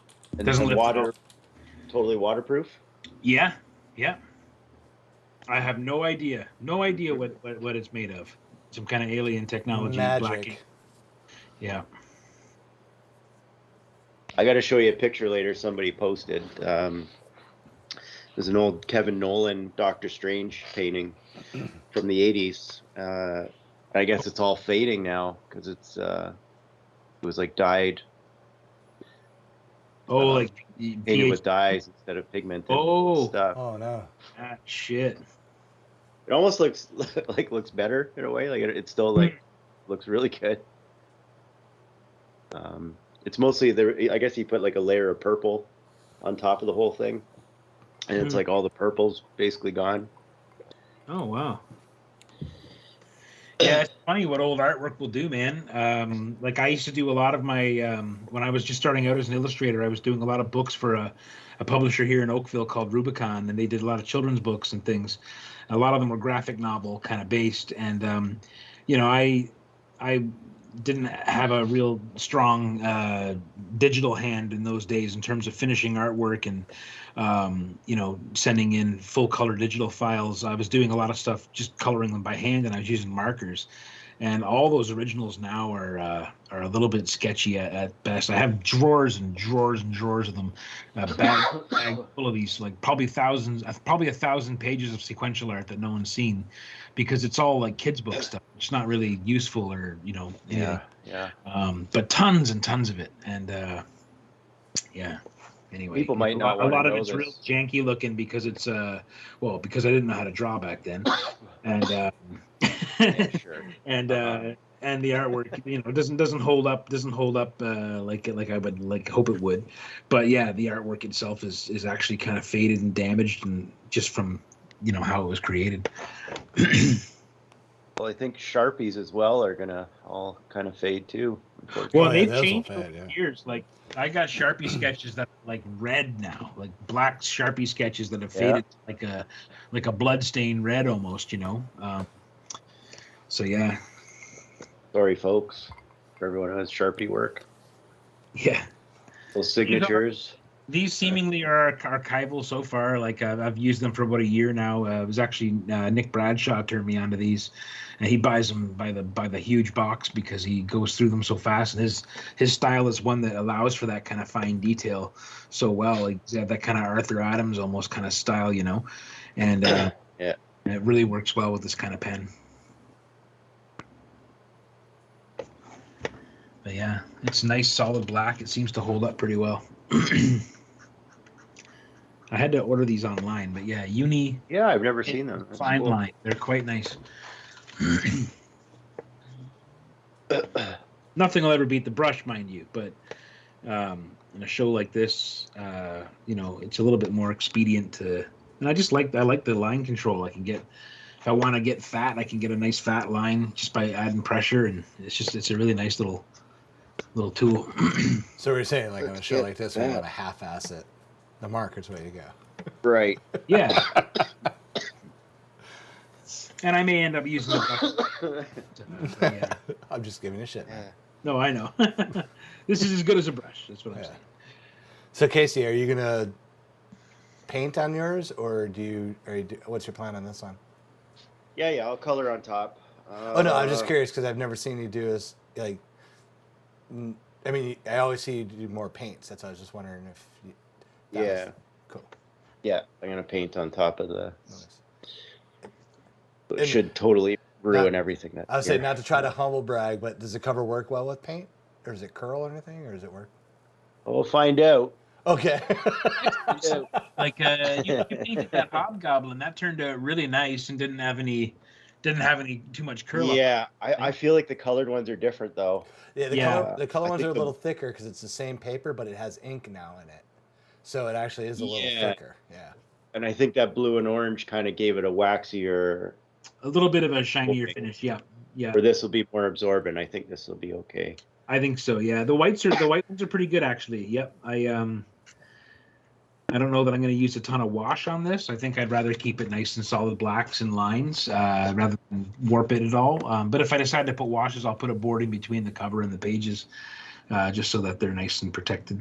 All right, real quick, I got to respond to Jeremy's question because I'm assuming he's so excited that he kind of lost the idea of time and space. So, because he asked, "Oh damn, you guys see the new Spider-Verse trailer came out 18 minutes ago?" Oh. Yeah, I'm gonna have to say no.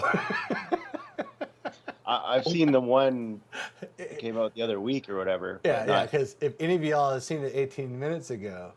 Yeah, we weren't drawing.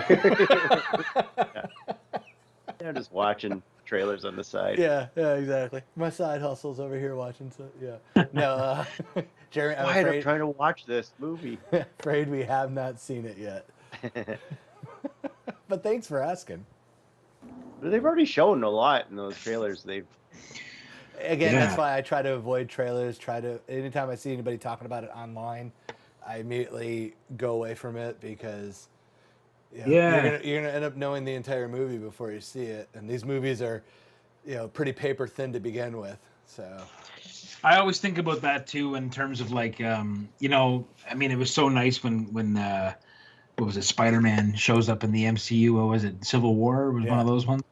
Yeah. But like, there's no way they were going to be able to keep that under wraps. Obviously, there was no way that couldn't have been a spoiler. But if there was a chance for somehow weird opportunity for everyone who was going to see that movie, who could have somehow all seen it exactly at the same time, the amount of joy, lightning bolt of joy you would have got from seeing Spidey on film, like just showing up in a movie, would have been crazy. It would have been there would have been a nerd riot because people could not hit pause and rewind that they would want to while seeing it in a theater because they're like, "What the fuck just happened?" yeah. I mean, Nerd the riot. amount of mind blowing that would have happened at that moment. Oh yeah. It's like I almost feel like the next Marvel movie shouldn't have an end credit teaser, just to kind of reset things. Yeah, maybe.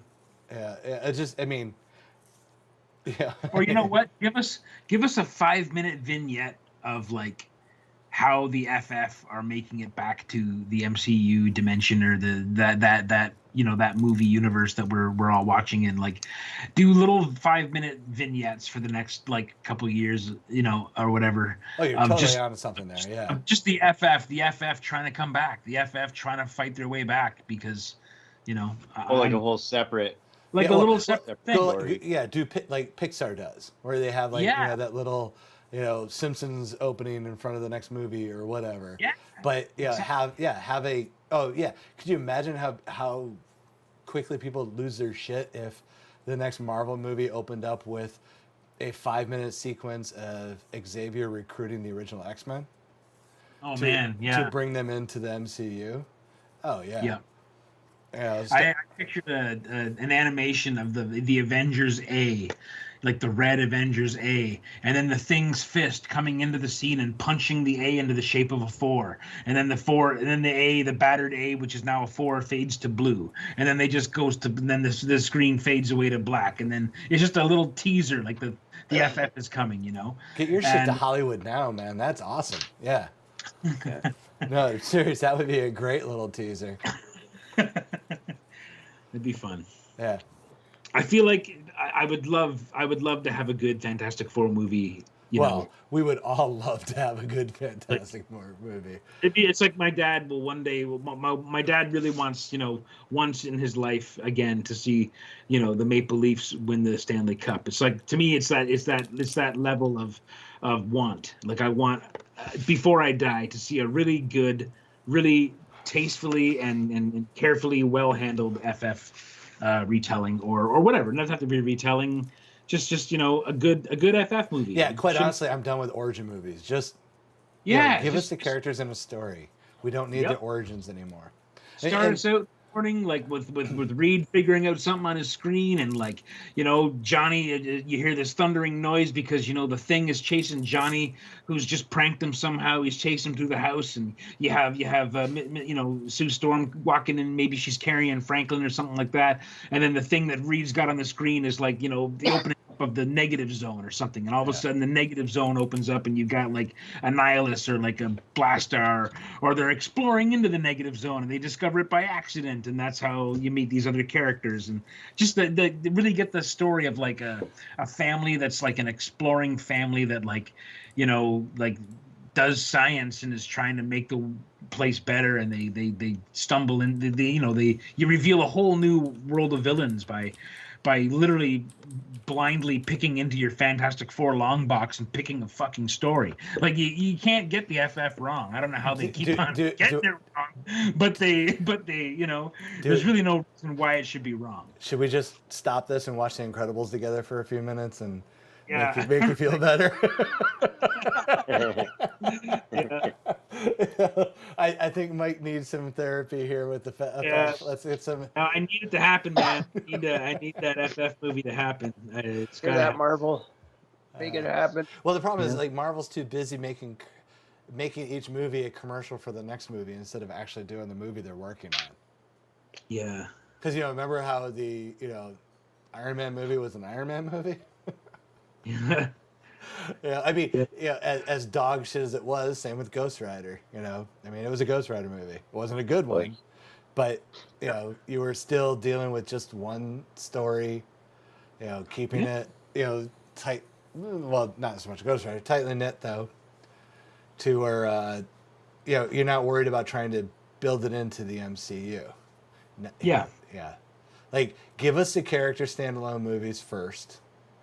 Then do like they did with the original stuff, and then build it slowly into the Avengers. Mm-hmm. Or give this time give us the Defenders, or give us West Coast Avengers. Yeah. That's really what everybody wants. But you know, unfortunately, Disney Plus is just gonna fucking drag that through the slog. Yeah. Okay, It's so too sophisticated for them, man. They don't deserve it. yeah, I have to ask, and I want true, honest opinions, not the fan. Like, I understand if you enjoyed it. I'm not asking if you enjoyed it, but has anybody seen the Hawkeye TV show? And is it good? Not that you enjoyed it, but is it good? Or is it typical paint by the numbers Disney stuff? I haven't seen it yet. I haven't seen it yet, but I've heard very good things, and I've heard that it is different than what they've done, which makes it good. I've heard little people literally say that, like, it's actually good because it's like they've kind of changed the format and made it. They're finally doing something, you know. I don't know. I mean, I think Justin Jordan did a post about it recently that kind of made me want to go, oh, okay, I'd watch that, you know. Just doing a lot of things right, I guess. Yeah, because I actually canceled my Disney Plus subscription because it's just been nothing worth watching, and it's like I'm not gonna. But it's, of course, that's when Hawkeye shows up, you know, the best Avenger, because you know he's a wannabe Green Arrow. Yeah. But yeah, it's just like you know, it's like I'm concerned we're getting more into Young Avengers rather than West Coast Avengers. But you know, because I mean, I understand like the actor playing his daughter is going to be a lot cheaper than Jeremy's going to be, so easier to keep her, you know, with the mantle than give it to him. But yeah, so I'm curious on which way it's going to go. Oh, so Rob says decent, but I might hate it because I'm me. Yeah, me. I'm assuming that's short for saying I have standards. Yes. and I demand actual storytelling, not just fan service. So, all right, I'm gonna have to jump on a pirate ship. I'm glad they cast the Echo character. Like they actually cast a deaf Indigenous woman for that.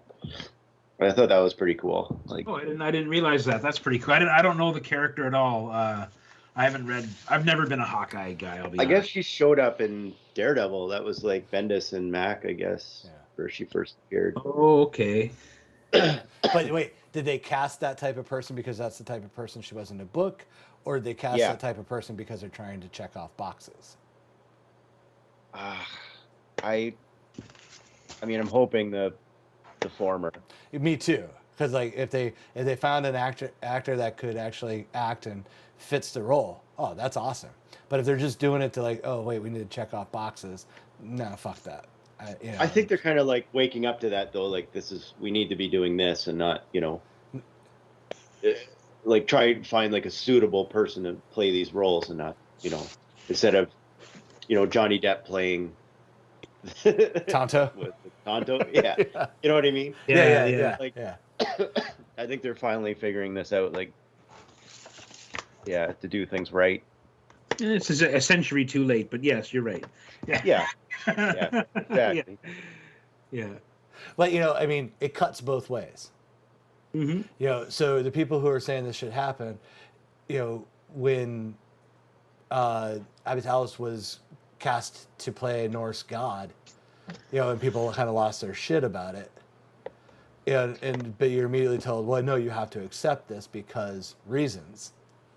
Now, had they come out and said the reasons are because we're treating the Thor characters as aliens, not as Norse gods, then you're like, oh yeah, okay, shit, it can be anybody at that point because, you know, aliens. Yeah. But you know, if you don't come out with that explanation to let you know, you can understand why people could be upset because it's like, wait, you can go one way, but you can't go the other way. You know? Yeah. Because like I remember when the What If episode where T'Challa became Star-Lord, which not even going to talk about how shitty of an episode it is, but I remember seeing a tweet put out there. Someone did a What If's art swap of making Star-Lord. What's his name? His not. We'll just say Star. We'll just say Star. Peter Quinn. Quill. You know, they did a What If art of Peter Quill being Black Quinn. Yeah, okay. As being Black Panther, and you know, Twitter lost its fucking mind. Yeah, to of the course. point where people are like, whoever drew this needs to be put in jail. And I'm like, and I kid you not, that was an actual reply tweet. I'm like, whoa, pump the brakes, people. You know, I was like, you know, you get what they're putting, you know, the commentary on this is that it's a what if, it can cut both ways. And now you're proving the point of the hypocrisy of it. And I was just like, watching people lose their mind over that was insane.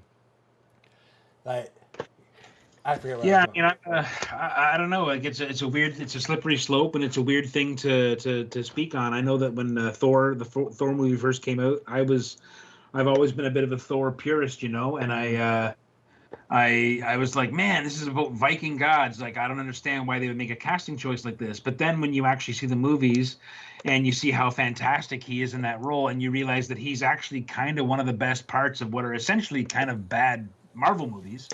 Because they're not great. The Thor movies aren't great. I No, don't care they're how not. anyone to the death on that. They're not great.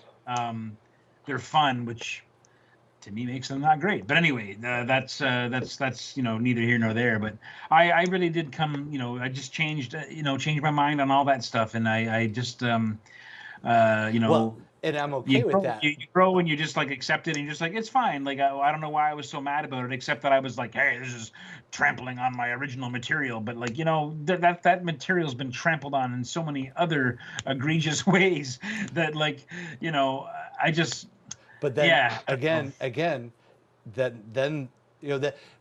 Oh man, we're gonna get way too heavy and deep on this. this is what I mean. It's a really tricky thing Well, to speak no, on. it's Right? it's no, Like, it's not really tricky because like I have no problem with it because like the way I argue in my family, I'm pro-choice across the board. Means that I'm pro-choice across the board. So when it comes to something like this, it's like they're actors; they can play whatever part they want. You just have to be able to accept it every dimension. So if you decide that you know Nick Fury is going to be played by an Asian female, that's fine. That's a story as long as you're making the story still a solid story and you're not leaning so much into the identity politics of it. right. Yeah. You know, so I don't give a fuck really. And I thought they did a good job by saying, oh wait, they're not Norse gods, they're aliens. And of course, Yeah. with their aliens now, that's how we got like the Norse gods out of it because they may have come to Earth at some point in early, you know, man history. So boom, Yep. done and done. It's no longer, you know, it's totally explained, totally written off. You know, Well, yeah, and even when Stan and Kirby were drawing, you know, were making Thor comics, they didn't know what was going on really, like in terms of whether they were pure gods or whether they were science gods or whether they were aliens. Like Yeah, they very lived, loosely based on yeah, Norse super mythology. fantastical oh yeah, versions yeah. So, of gods. Like by- if you want to go back, because you'd have to say like this is not Norse mythology at all. Like no, No. no, know. no, no. although I do, like how pure do you want to get? Yeah. You know? I do remember some hilarious. They're hilarious now, but I remember Stan Lee with you know saying. I remember him saying, like, "Oh, well, my brother came up with the name Thor and Loki, and we thought it would be fun to do this story about these Viking gods." And this was years ago, and I remember listening to this and laughing, going, "What? Your brother was alive 1,200 years ago when they started writing fucking Viking myths?" Like. You know, I was like, "Shut up, Stanley." You know what I mean? Like, you know, no disrespect to the dead, but come on, your brother did not come up with the concept of Loki and Thor and Odin. Like, get a grip on yourself, man. Yeah. You know? No, Larry you know, Lieber. so while we were going way too far off the rails on that, they're in the chats they're talking about Kung Fu, the Shang-Chi movie. Oh, yeah, Have you guys seen it yet? I Yeah, haven't. I've seen that one. It's Yeah. just such a. I mean, and You I loved love- it. I love the comic books. I hate the movie. The movie is fucking garbage. Like, okay, well, I should start. The movie starts out with possibilities, but again, it's just the typical wherever MCU is right now with their, you know, we don't explain powers so they can do whatever we need it to do whenever the script calls for it type action. Yeah. Like I'll start with the two positives of the movie. I'm not an Aquafina fan, but I absolutely loved her in this movie. And I love the dynamic between her and the main character, that they were buds. Like, that's it. No stupid, you know, will they, won't they? No stupid, bad Josh Whedon, awkward, you know, almost sex lines. It was just two friends going through this shit. and then everything else is pretty much garbage because, like they have one moment of it being like a cool martial arts stunt fight scene, like straight out like a Jackie Chan thing when the fight on the bus starts. I was Yeah, like, that was a good scene. well, Yeah. when it starts, it's a great scene, and then all of a sudden it just turns into, typical Marvel over the top garbage with the butt. We're now we've gone from a really cool choreographed stunt fight scene to obviously wires in front of a blue screen. And it's just like, you've got a guy here who obviously knows martial arts. You hired a bunch of other people who obviously know the martial arts. Let them do their thing, and turn this into a really cool, grounded martial arts, And I know you're dealing with the 10 bracelets, 10 rings. And, but they never define what the rings do. They just push out energy, give limited flight, we guess, make force fields of various levels. Yeah. And it's just that. I think I remember Barry mentioning in the last chat that that they really never get the Mandarin right, and they never get the concept of the 10 rings right, and what they why is it so crazy just to have a crazy giant like wizard guy with rings that does evil shit with them, like with a crazy hat and a crazy mustache. You've done everything else so far. Why is this the line you're going to draw? Yeah. Yeah, why is it got to be so, we're doing something really cool? Like, no, you're not. You're just taking away something that was handed to you, and it was a home run that was handed to you, and you say, let's make it different and cool, and completely missed the point, Yeah. Yeah, and then, man, I swore I wasn't going to go down this rabbit hole, but fuck it. The plot holes in it are just, to the point of unforgivable. Like, because everybody has to do something in the third act, Awkwafina becomes a expert archer within technically 2.5 days of training. Because she delivers the big shot at the end, and I'm like, oh, come on, Yeah, and it's one of those where it's like, oh, because everybody. And then the sister, I've never had a character annoy me more since the fucking last Star Wars movies. Because, like, for her to sit there and do the whole, I watched my brother, she wasn't allowed to train because she was female, but she watched her brother train with everybody and became better. I'm like, fuck off. How can you become better at martial arts when you're not actually training with anybody? Because you're not going to be able to grapple, you're not going to be able to do throws. Yeah, there's no sparring to get any sense of what's real about it. Yeah. Yeah, and it's just like, I'm tired of this, thing they have to do. She used the force in that arrow. Yes, she did, Jeremy. That's what it was. Yeah, and more fucking animal sidekicks. I'm not even sure that counts as a side animal. But yeah, I mean, just total marketing opportunity is all it was for. It's like, Disney's like, yeah, we could sell this big time. Oh, that Furby thing? Yeah. I'm not even sure what to call it, but Jesus. And zero dialogue, just makes like beep, boop, beep, boop, beep, boop type noises. And fucking the old Mandarin could hear him. Yeah. What bothered me was like how there's more. The timing of things. It was like Looney Tunes kind of timing. Like, do you remember when then the sisters fighting the building and they're talking about stuff and it's like, oh geez, they must have followed us here. But it's like they don't break in until they sit there and figure that out after a conversation. And it's like the second they figure it out, then they break in, It was like that kind of ridiculous. I don't know, just all the timing was just so, it was like almost offensive. Completely shot believability. Yeah. And then my biggest plot hole is the fucking path to get to the mystery village. Yeah. Because like they had to floor it in those cars. They were doing, I forget what they showed, but they were doing, we'll be generous. They were doing at least 55 miles per hour. But this is a path that is over 10,000 years old. So there's nothing that could have gotten through that forest, pre-automotive. and yet this whole thing's populated and this path will get you. It was like again one of those. It looks cool, so people won't think about it. Yeah, I don't see a problem. Yeah. hey, Back to the Future 3 taught us that without Well, it's special like that- logs, even a train could not get up to 88 miles per hour. Horses can only go up to 35 miles per hour, no matter how many Yeah. horses you have. Yeah. Did I Dr. remember Brown it's teach like you nothing?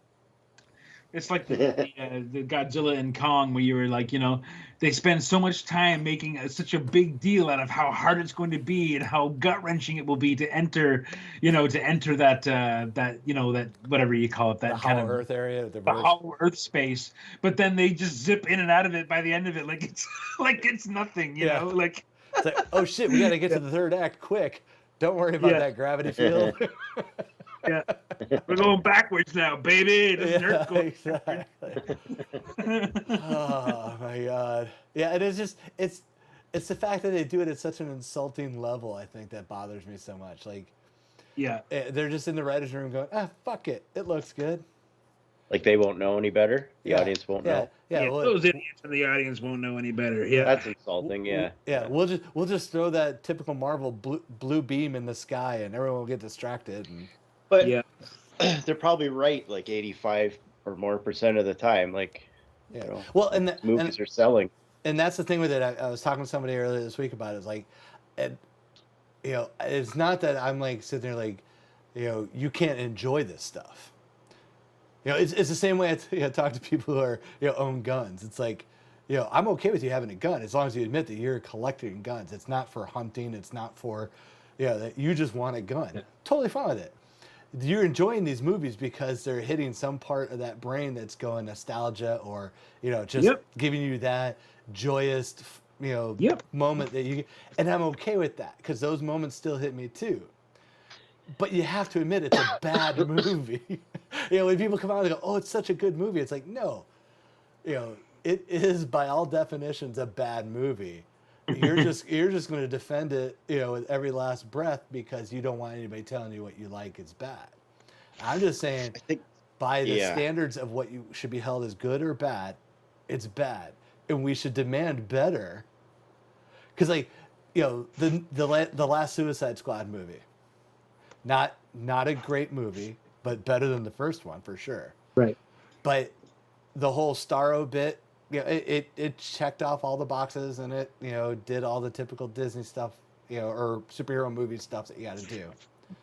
But it did two things technically different than any superhero movie. We didn't have the big sky beam because we just had the big starfish. But with one line, they make you go, oh shit, maybe the bad guy wasn't such a bad guy. Where he's like, I was happy just in space looking at the stars, but right before it dies. And then you have to realize, oh yeah, humans brought that shit to Earth. It had Starro had no intention of coming to Earth. We brought it to Earth. We fucked up. We made it the bad guy.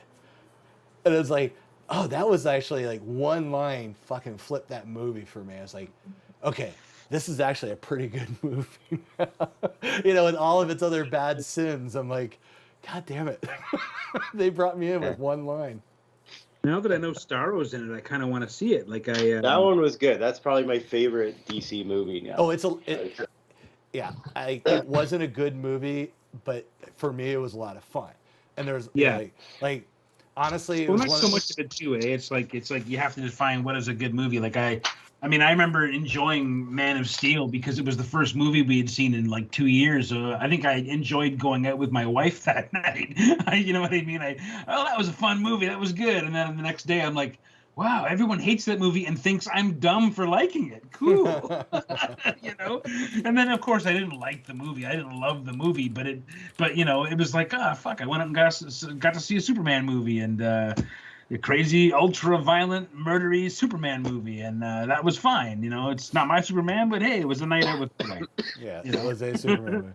Yeah, to go back to the Suicide Squad thing on that real quick, is it definitely has its flaws, and had they been able to gut out the pointless Harley Quinn stuff, it could have been an actual better movie. It's just, but they had to give Harley Quinn so much screen time. So instead of actually coming up with something good for her, they literally put her on a side quest.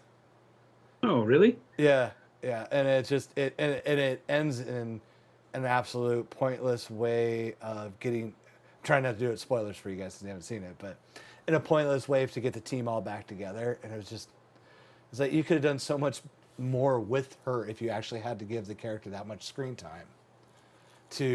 But instead they're like, let's be lazy. That way we can throw, the second camera and the second team on there to film all that while we film the main story.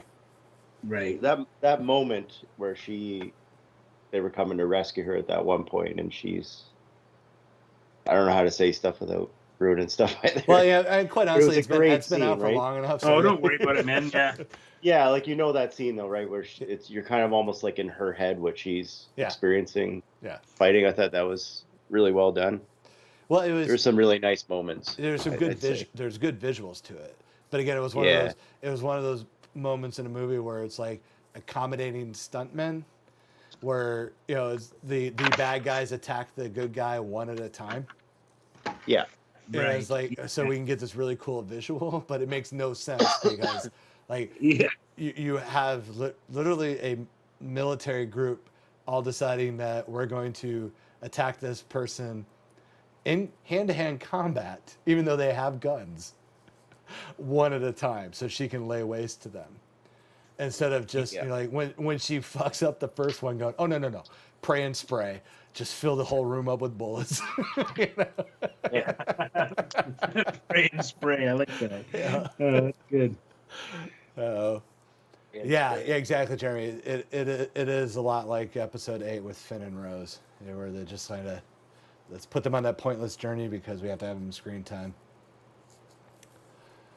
I heard as part of the Peacemaker thing is vigilantes in the show, but it's not vigilante like I remember vigilante, like it's I would say which vigilante, yeah.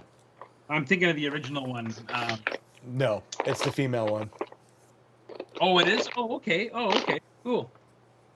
The original one who killed himself and whatever that story was. Yeah, I remember. What a thing that was! What a controversial book that was. But I always loved the character, and I read the series that came after that one, and I had a few issues of. I just remember some of the wicked cover art, some of the wicked art. Remember the one where he's standing there and he's got his nunchucks around a guy's neck, and the guy's like totally, busted neck, like sitting down, and he's got his arms straight. It's just a wicked image. Yep.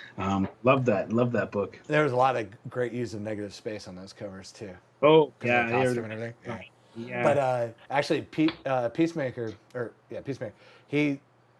John Cena steals the fucking movie. Oh, no doubt. Yeah, he's good, man. He's pretty good. Like, I mean, especially because anytime you get like someone like The Rock or him, that are just big beefcake guys that do self-deprecating humor so well. Yeah. And in this, it's just, I mean, the dick swinging contest between him and not Deadshot, Sportsmaster. Albus. So it's just fucking hysterical. Like when they basically go on their little murder spree, but he has the best line in the movie where he's like talking about peace and freedom, and he's like, yeah, I love peace and freedom so much, I will kill every man, woman, and child to protect it. I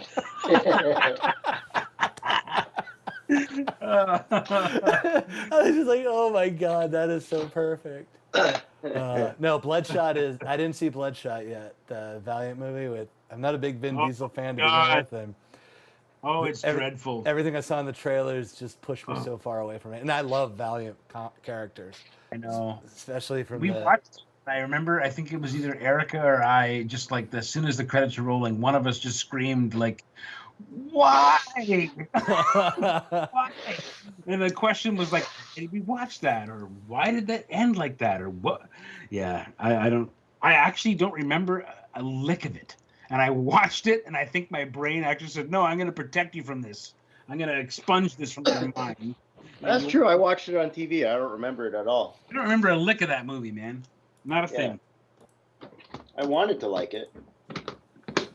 Yeah, well, I did again because I still have all my Valiant from the early '90s when it was good, and I even have all my Valiants from when they fired Shooter and went really shitty. But I honestly I haven't collected any of the new stuff because every time I look at it, it's just so generic, and the stories are. Really, if you can make Exo Man of War boring, you're not.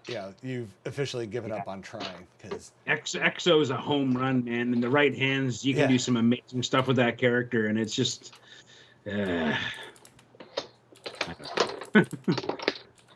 Earth. But I when I watch a Marvel movie, I have to be like, this is just going to be mindless fun. I don't look for you almost an intelligent, brilliant story. Like I know it's not going to be Citizen Kane. Well, no one's expecting that, but but at least just you got to have a good story, obviously. That's got to be number one. That isn't just riddled with plot holes and. I mean, it's just there's nothing of interest in any of the stuff going on. I mean, like for them to just jump right into the Eternals. I mean, that just look. I mean, I haven't seen it, so I'm just going with. I suspect it's just got to be a hot mess because that would be like starting the Avengers without any of the lead-in movies. Wait, no. At least the Avenger characters. It would be. The thing is, I don't think they give people enough credit. Like I think they think people are so stupid, they can't get 15 minutes into a movie without realizing they're watching a Spider-Man movie, and they have to have the origin, and they have to have I just don't know why they can't just go, hey, have you ever walked into a comic book store and picked up like an issue 38 of something just because the cover looked awesome, and you got home and you read it and you had no context before or after what happens in that comic, but the story was told in such a way that you didn't need to, and maybe you're going to go back to the comic store now and try to get the first 37 issues because you enjoyed it that much. And I don't know, man. Like I feel like they don't give people enough credit to have that experience where you could just start up on a movie and just have a movie where it's like, I don't know, Superman's fighting a giant space monster or something like that. And you just accept the fact that he's Superman, and that's what he fucking does. And then you have a story after that. But you don't have to go and build the whole, well, then Krypton fell, and, we're living on Krypton right now. We know what happens to fucking Krypton, believe me. We're watching it. But, Jesus. They give people no credit for just jumping into a story and accepting what you're handed and just in this world, this is a thing. Well, the recent Spider-Mans at least finally stopped doing that. Like, the new Spider-Man's kind of skipped over the origin stuff. Yeah. Until the next reboot. Yeah. Although I heard they're doing another trilogy with him, but with Sony, standalone Spidey trilogy or something like that. So, well, I think they want to bring in the Venom and Carnage stuff. Yeah, well, I saw that I think someone showed the casting list of the new one, and then Tom Hardy's on it as Venom. So, I'm assuming he shows up in the film. Which is just such a shame because they fucked that one sideways by making it Venom without making it into part of the Spider-Verse to begin with. Yeah, think of how they could have built that properly, right? Like this is what I mean. Like, God, I always want to tag. They always want to like add Venom in as an afterthought, and it's like, they did that with the Tobey Maguire movies too. Like they already had Sandman. They were telling an amazing story there. Like they didn't need to go and drop the whole symbiote fucking thing in. Like, well, that was Sony executives fucking Raimi on that one. Oh yeah. Because he didn't want to do Venom, and they basically, when he brought in the story of this is what it's going to be with Sandman and everything, and then close out the Goblin story, they're like, I don't know, we're in the third movie, you have to bring in Venom, and they forced him to bring in Venom. So he's like, I'm not giving up on the rest of the story, so here you go. And it just made a hot mess because now you're just cramming all of that in there. Yeah, it's too much. It's too much. Like. Anyway. They have to have some faith in their creator. Yeah, because those movies at the time were just unstoppable. Oh yeah, absolutely. Yeah, the thirst was still very real and unquenched at the time. Yeah, and Jerry said they could have skipped the whole tap dancing scene. I would argue that's probably the best thing in the movie at this point. Because it's the only thing that's original. Everything else was hot garbage. I mean, you couldn't get more of a telegraphed foreshadowing line out of James Franco. Oh, yeah. Yeah. I die for them. Well, we know what's going to happen with Goblin. Although oh shit, I forget the kid's name. He's got that kind of weird look to him. Oh wait, no, I'm confusing him with a Garfield Goblin.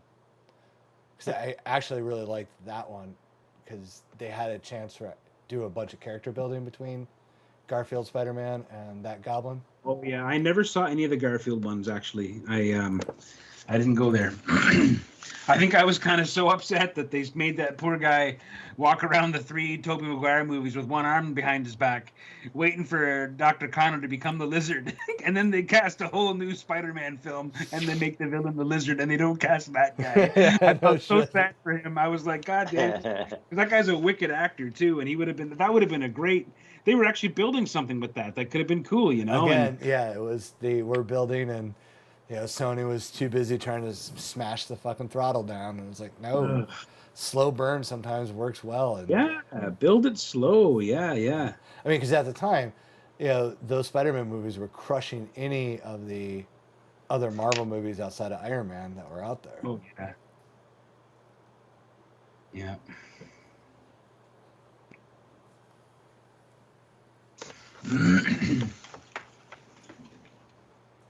Lobo's looking sweet, dude. Oh, thanks, man. Yeah, he's a tricky thing with Lobo. I'm always like, so what's the hair going to be? Because like sometimes he has his hair down, and sometimes it's up, and sometimes it's both. And yeah, I figure that he's kind of like a cat. Yeah. Like when he gets riled up, that hair across the spine kind of goes up a little bit. yeah. Well, and I saw a really nice one of those. I think it's a sideshow statue of Lobo. Really, really nice one. But the texture that they sculpted him with it almost looks like he has a very, very light coat of fur. It's almost like a white Muppet, almost like a Muppet fur. Like there's a real texture to it that feels like they're almost maybe going towards a light coat felt, fur. Yeah. I saw a close-up photo and I was like, oh man, I never thought of it like that. I just saw him as like a white, kind of a pale, like ivory-skinned alien, And I gotta say, like years ago, I remember before Aquaman came out, there was the rumor that Momoa was going to get cast as Lobo, and a friend of mine apparently was on the set and swore to me that like no, he's not Aquaman, he's Lobo. Like they're filming a bunch of Lobo stuff. I'm telling you, Momoa is going to be Lobo. And I remember being like, at the time, kind of like I don't care about Jason Momoa because I had just met him at a Comic-Con. I actually thought he was kind of a douche when I met him. Like at the time, I mean maybe. It's probably from one of the characters because that was his brand for a while in that sports. Yeah, it was around the time like he had just been killed off of Game of Thrones, and he was kind of making the Comic-Con scene. And I don't want to disparage the guy because I do actually really like his work. I like what he does, but he was just kind of a weird kind of douchebag that day when we met him. But I remember thinking now like I have a much bigger appreciation. I think he would actually be a pretty decent Lobo. I think he would actually pull it off pretty well.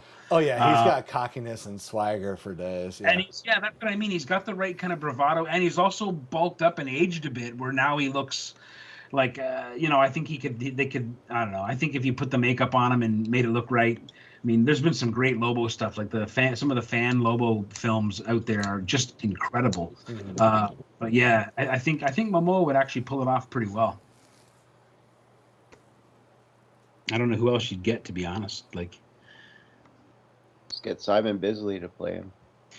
Yeah. Simon Bisley, the real Simon Bisley, makes Lobo look like a pansy, though. To be honest with you, he's he's very much Lobo. Yeah, but can he act? That's the thing. One of those guys that's that way, but then the camera starts rolling, and then it just has to be himself. Yeah. Just has to be himself. Yeah, you just gotta get the right mixture, I think, and I think you'd have a good thing happening there.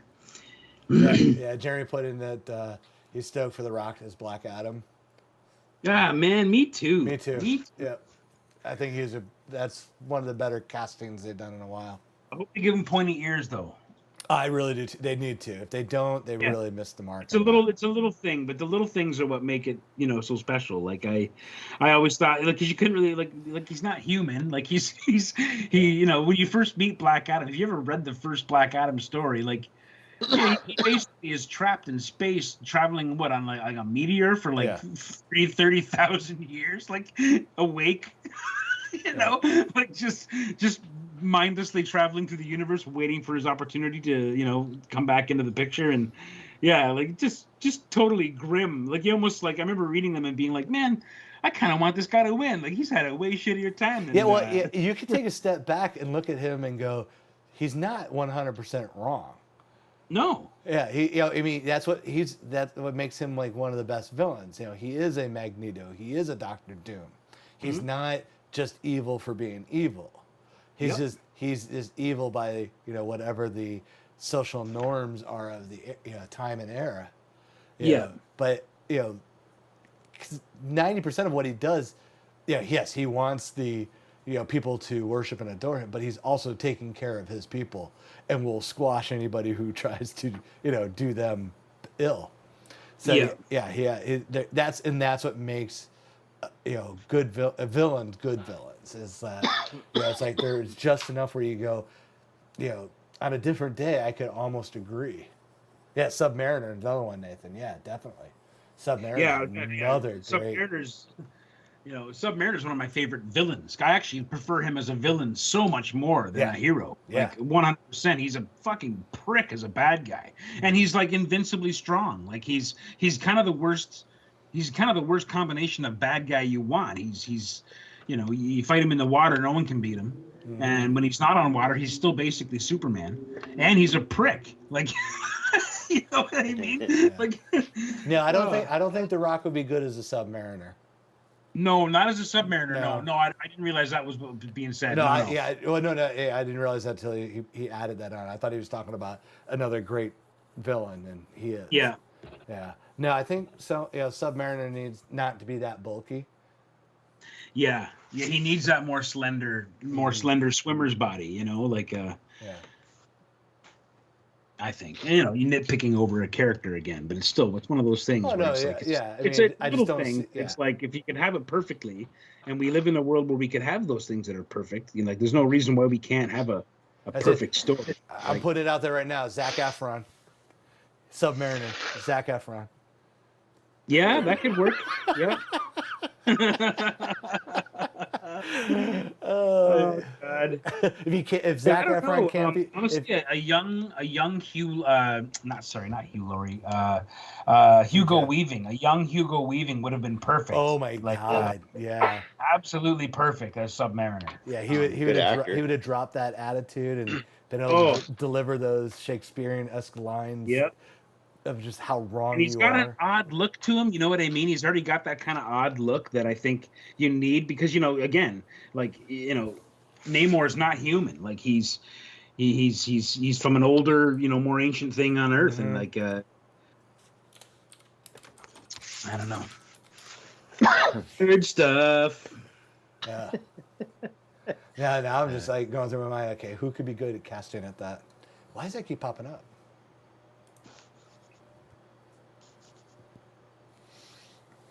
Zac Efron has Speedball.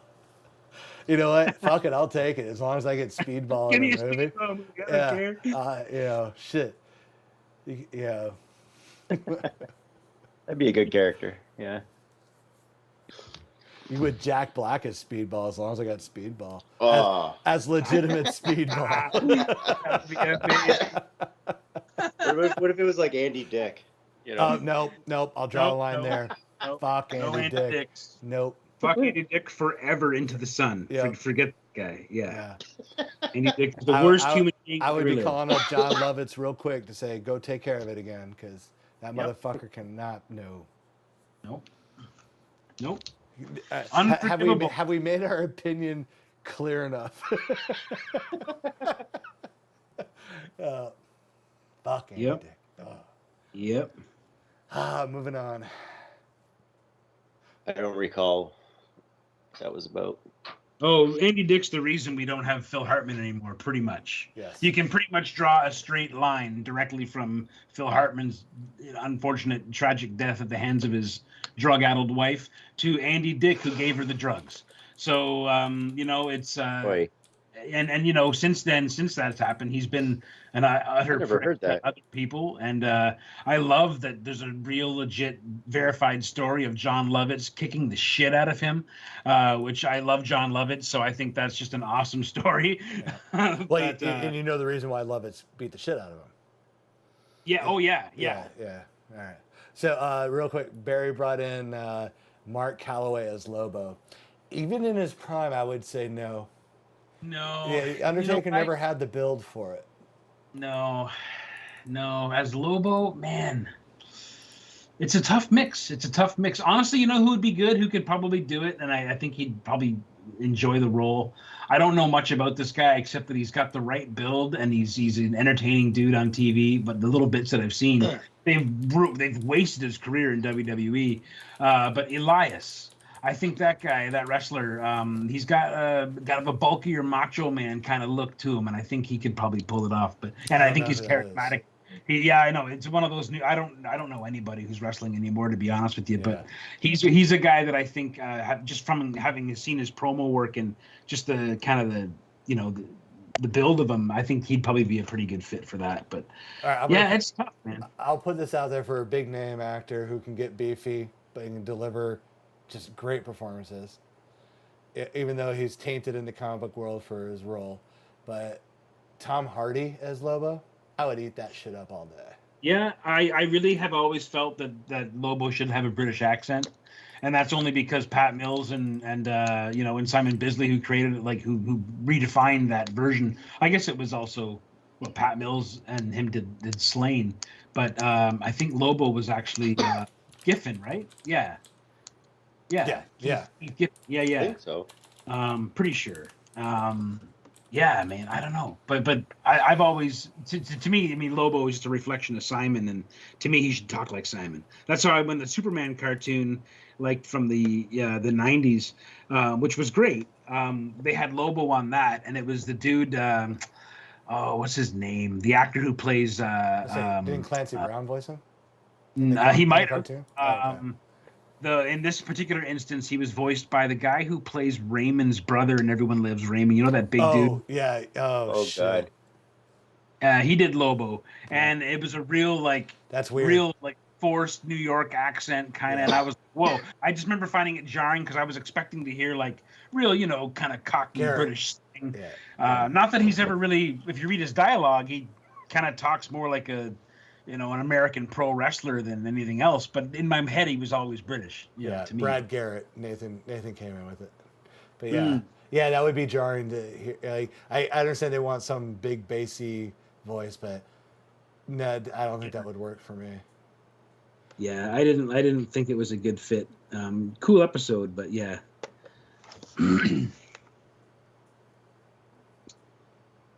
Yeah.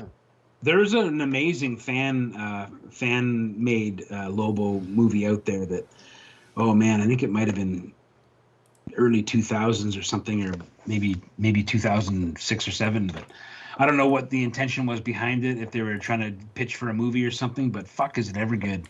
I don't have a link handy or anything like that. I'm sure you could find it easy enough. There was also a filmed version of the paramilitary Christmas special as well. Or a section of it anyway. And it was actually decent. It was actually pretty good.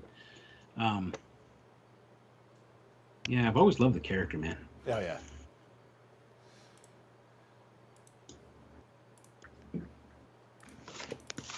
Yeah, everyone's bringing up some. We can tell we all watched wrestling about the same period because all the names that they're dropping. No one's Captain mentioning Lou Albano. Well, Triple H, Paulinski, the Great Khali. I'm no one's bringing up any new wrestlers because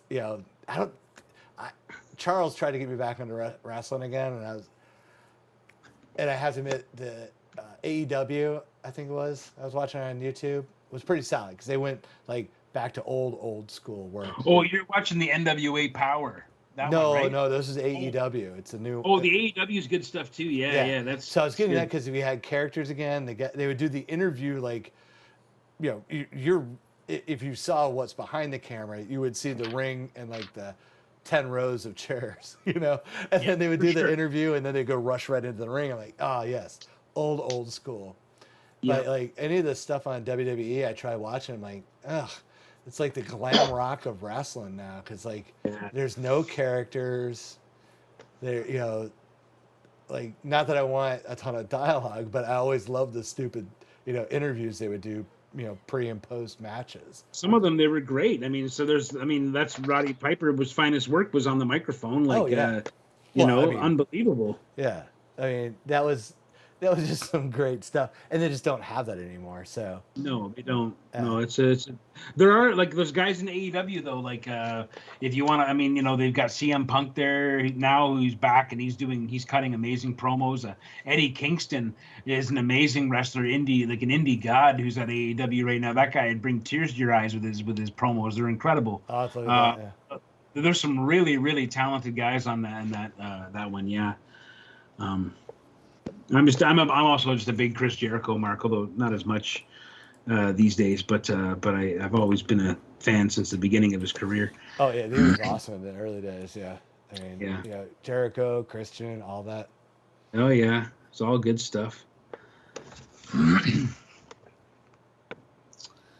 Yeah, we should do a wrestling theme night one of these nights. I know that if we get Sean back on the show, I know Sean's a big wrestling guy, and I don't know if our fans like wrestling enough that they want to hear two old nerds talk about wrestling, but I can go on. Well, I can't speak for Sean. I don't think he's probably younger than I am, but I know he likes the old school wrestling stuff, and but yeah, that'd be fun to do that. And there's so many great crossovers we can do. I know we had talked about maybe a wrestling mashup night, like a Muppet mashup night, but with wrestlers. I think there's so much to be had there. Yeah, because we talked about doing like the Thing Cosmic Wrestling team with the others. Things like that. Yeah, we can do that for sure. Sweet. But yeah, Sean's actually full-time rotation now. I got him gear, so starting the new year. Yeah, because he's gonna be part of the tutorial squad and everything. So. Oh, sweet. That's wicked. Oh, that's happening, the tutorial stuff.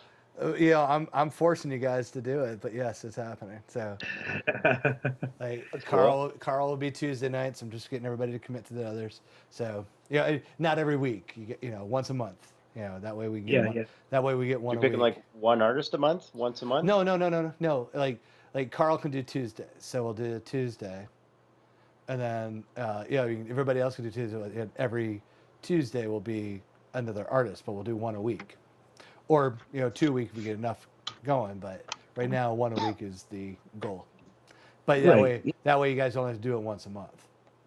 Right. Huh. Okay. Yeah. Yeah, that way it's not overly committing everybody. Yeah, I mean, if I can do them more often, I will. I'm I don't know how many more of the episodes of tags we have before the new year, but I might be away in Quebec for a little while. I may not have access to while I'm away. I might have to be able to bring everything down, just around Christmas time or whatever. But honestly, that was going to be emergency filler. Yeah, that was a conversation we're going to have because, we really only have 3 weeks till Christmas. So, we may just like get on and be lazy and just have a hangout night, but not necessarily a.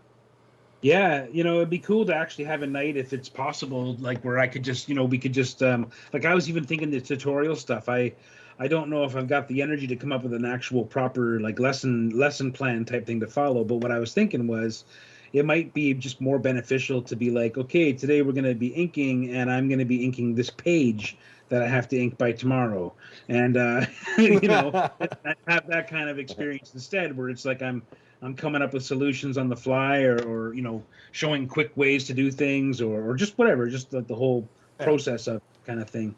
I think stuff like that would be kind of fun. That way we know we're not really losing time if we're working on stuff that's actually work too, Well, that's what I was trying to tell you guys is coordinate around what you're doing. Yeah. Because a lot of it can be that, that's why I'll moderate, that people will ask questions and I can just ask that in there. You just keep working and talking. Yeah. Yeah. Yeah, that'd be fun. Yeah. So, oh, wait. I'm trying to catch up here. As we were rambling on, someone says, Nathan says Lobo is the guy from Yellowstone, Cole something. I haven't seen that yet. I Yeah, heard me that's either. good. Yeah. Oh, the I know who he means. Yeah, the guy with the hand that works on the ranch. Yeah, he's a pretty interesting actor.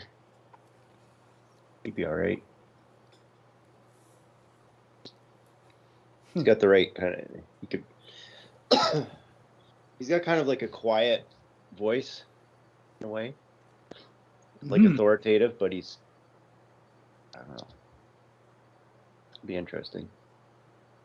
I think the only thing I would have liked to have really seen Mark Calloway, the Undertaker, cast in would have been the role that was, kind of laid out for him, was destined to be his.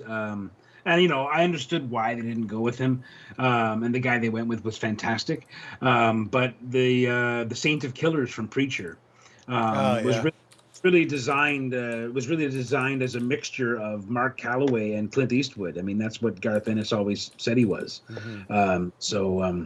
I think that would have been kind of cool to have him cast in that role, because the character is such a specter, and the Undertaker would bring with him already his existing heat as the spectral form, the dead man. I think there'd already be some built-in weight that would come with his role in that.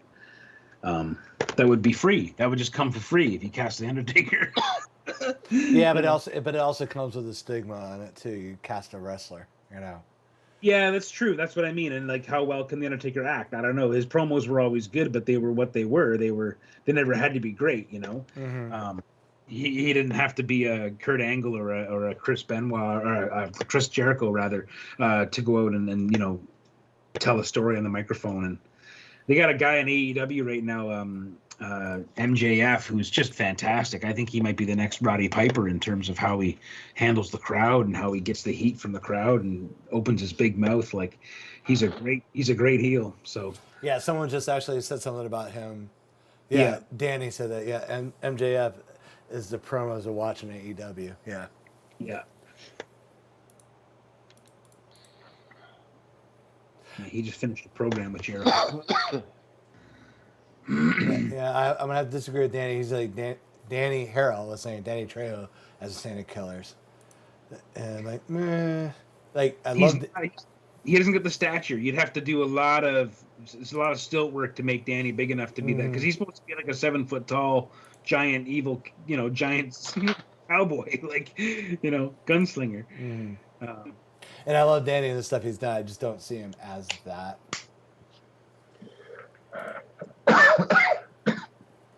Like, still, his best his best work to date right now is on What We Do in the Shadows, where they have the Vampire Council, and they have a bunch of people who played vampires and other things. So they have Trejo from Dusk Till Dawn, his vampire. Cheech Moran? No. Oh. Yeah, and but they have like Pee Wee Herman. Nice. Yeah. From the first Buffy? Yeah. Nice. Yeah. And the best part is they have Wesley Snipes Skyping into the meeting. That's great. I haven't seen the show yet. I love the movie, but I gotta watch the show. As much as I love the movie, the show is better because it's tighter. So your jokes per beats are just so much faster. Like if you're laughing at a joke, you probably missed another joke because they're just piled on so well.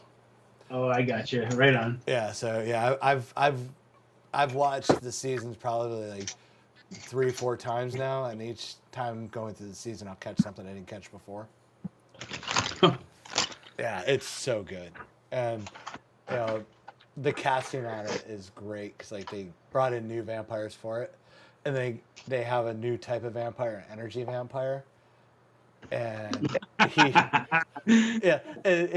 just a mundane kind of blah guy that you would do your best to avoid in the office because he's just an energy vampire, and Colin Robinson. It's just so well done, and it's just hysterical. Yeah. Oh, Barry, you're gonna love it.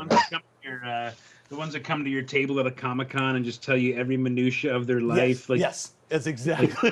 You've been just dying to wait all year to hear it. Like you couldn't wait until the next Fan Expo to hear that story again. Yep. Yeah. Yeah. It's just the stuff they do with those characters in this is just just so well done. And then they have Guillermo, who is one of the vampires in the House Familiar. And he finds out that he's actually lineage to Van Helsing. Oh. And Danny, it's on Hulu because it's FX. So not sure if it's on HBO Max or not, but it's definitely on Hulu. But yeah, I can't get it. No, you guys have it on something else. I know it is in Canada. It's not on Prime or anything. Yeah. No. But I think Crave picked it up. Oh, okay. Yeah. But I'm trying to figure out how all that shit works, man. Like we got like a Prime account and stuff, but like, they keep on like, oh, get Crave, and I'm like, if I get all these things, I'm gonna be paying like, even if it's $10 a month for each different thing, I'm suddenly gonna be up into the hundreds just to watch one show that's on one channel, like. And I haven't done the 7-day, trial stuff because I'm always like, but there's so much good shit on Crave I want to see. I'm like, but Erica and I don't watch a ton of horror movies, and so it's like, is it worth it? I don't know. Well, I think Crave gets a lot of the stuff like Hulu carries. HBO.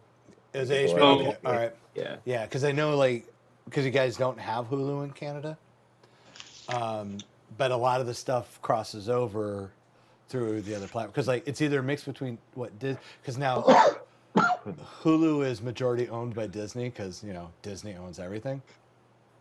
And when they bought Fox, they got majority share of Hulu. So it's this really weird split because Hulu has an exclusive with FX on all the Fox old channels. So even though Disney owns all of Fox, they don't have the rights to all the FX stuff. But once you get out of Canada, they kind of do. So some of the stuff's on Disney in Canada. It's so fucked up. I don't know, but yeah, okay. I know it is in Canada now.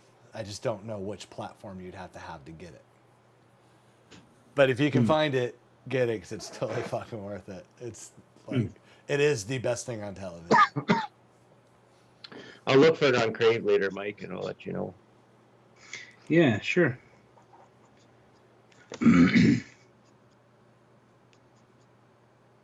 So Jeremy's saying something about Crave. On Crave, they finally unlocked everything. It was split before with Crave and Crave Plus movies. It's better now, but I still find myself using Disney Plus the most with cartoons. Yeah. You know what we were watching on Disney Plus is, man, it's depressing as shit. It'll tear your guts out, but it's really, really well done. It's Dope Sick.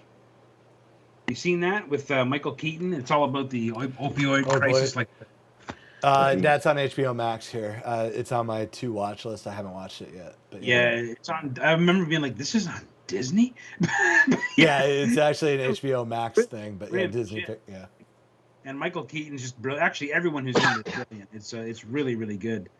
The kid that plays kind of the I'm not sure what role he's going to finish out in the story, but he's kind of the guy that you kind of see it from his perspective sometimes in the show, and he's the guy they've cast as Adam Warlock in the next. Oh yeah, I love that kid. Yeah, he's good, man. He's got an odd look to his face. Like Erica and I, he's completely clean shaven in this, and we're like, man, there's a lot of that guy when he decides to grow a mustache one day, it is going to be a mustache that people will write sonnets about because he's got yardage between the bottom of his nose and the top of his lip. Like it's going to be like a Lanny McDonald mega mustache. It's going to be awesome.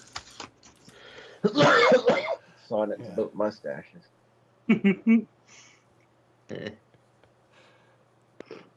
Yeah, Sam Elliott will shave his. Going, nope, I can't compete. Yeah, I pass the torch to you, guy. Yeah, exactly. We Are the Millers is what I remember him from mostly, but he's actually been in quite a bit. Yeah. But yeah, it kind of surprised me that when I saw the casting of him as Adam Warlock, I'm like, okay, well, sure, I guess. I mean, it's better than what they casted for Star Fox. Oh, who's they got for Star Fox? He's some singer. I forget his name. Oh, okay. Like everyone lost their shit when he was on Game of Thrones because like they were like he doesn't deserve to be, even though he's on Game of Thrones for like all of 30 seconds. Ed Sheeran? Harry Styles. That's Oh. it. Harry Styles. Oh, Harry Harry Styles. Styles. Oh, Yeah, like you know, it's like they're trying to go the antithesis of like a character that is all about charisma and pheromones. Like, let's get somebody who doesn't look like they have either. Yeah, and that's what they went with Harry Styles. Because you look at him and you're like, yeah, there's, I don't know if he's a crooner or not, but it's like, yeah, he's not a panty dropper.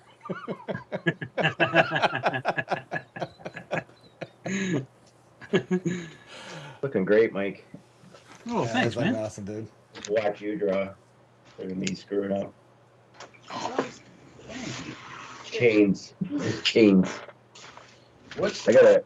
Last time I get a tea or something, or are we still on for a little while, or are we? Sorry, what's that? Hey, Like, are we still on for a bit? oh yeah, we've still got 20 minutes at least.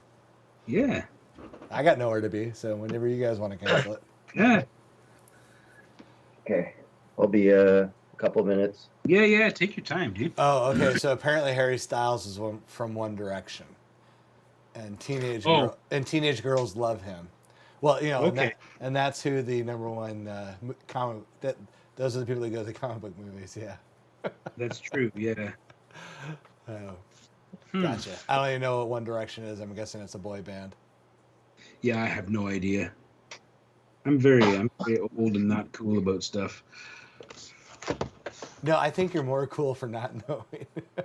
I don't know. I'll just state it.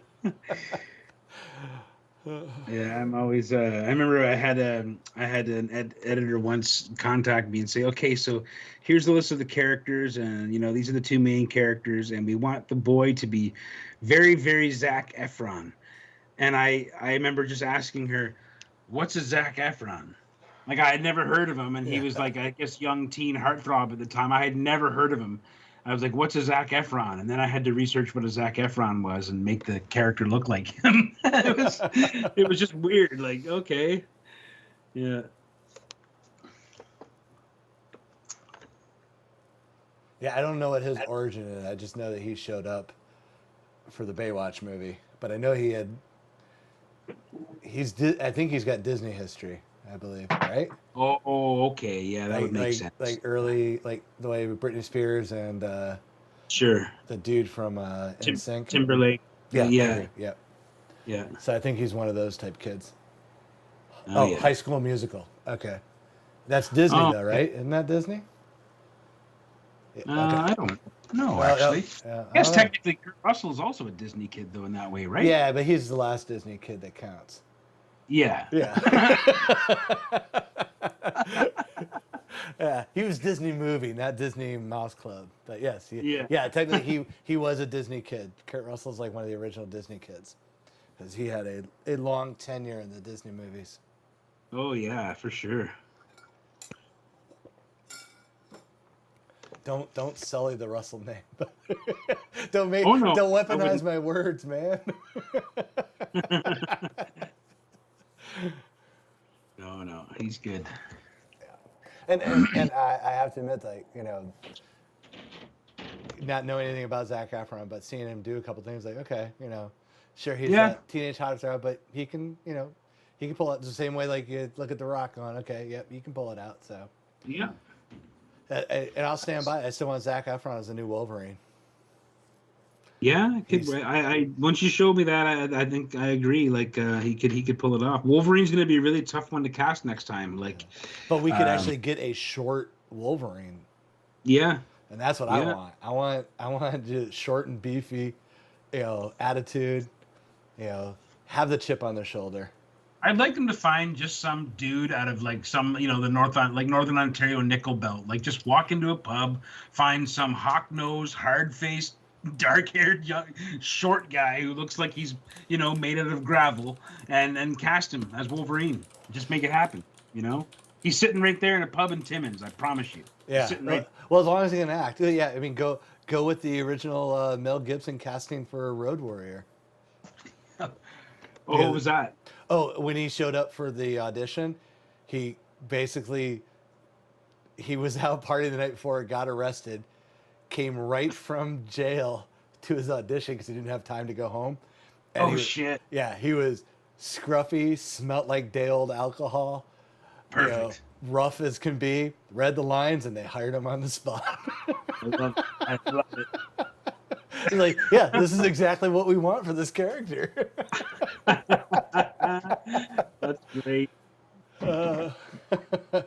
Jeez. So Nathan brought it, I'm blank on the actor's name, but he was in Kingsman, did the really horrible Robin Hood movie. But he wants him as Wolverine. I could be okay with that, I think. Sure, I've seen that one. The first Kingsman movie is good. Second one's garbage. Yeah, it's just a typical sequel cash-in type thing. So it ruined all the good characters they developed in the first one. I saw him in something. Oh, he's in a great movie.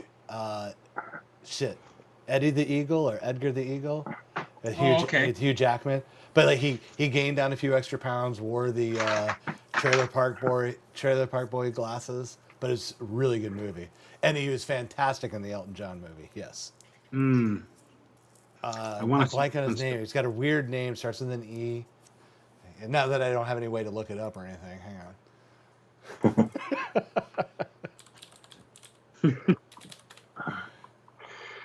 What did I miss? Oh, Not too so much, man. We gave away Secret to Eternal Life, but you missed it. Do I Oh have to no, go it back starts and with a watch T. this? Yeah. Taron, maybe I'm pronouncing it wrong. I'm sure I'm pronouncing it wrong. Egerton, Taron Egerton. Egerton sounds familiar. Yeah, you recognize me to see him, but yeah, he's a pretty solid actor too. So I think he could do it. Yeah, him or Zach. I'll go for either. This guy probably act better than Zac Efron. Efron's got the build though, and he's shorter, so 6 of one, half a dozen the other at that point. I think we got our casting for Wolverine. Someone call Hollywood. Let's get this done. Oh, Efron's Wolverine now, not Lobo? Oh no, he would never Lobo for me. He's too short. Oh, you're saying Submariner. Submariner, I'd be okay with Submariner. Yeah.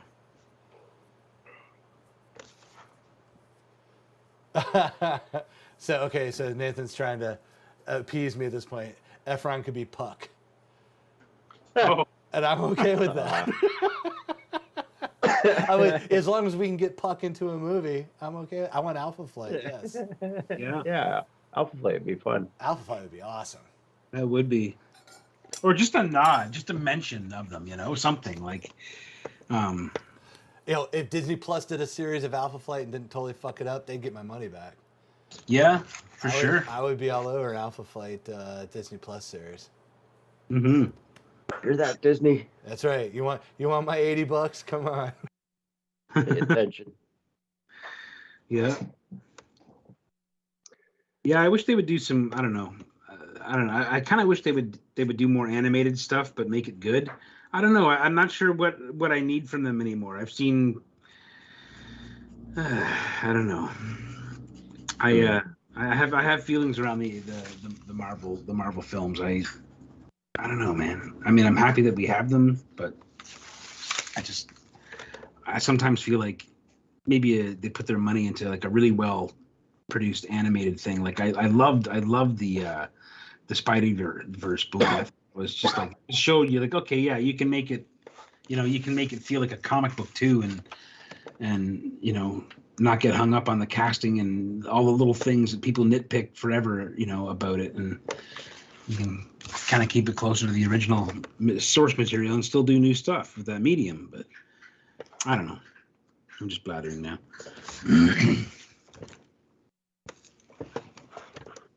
I have no opinion.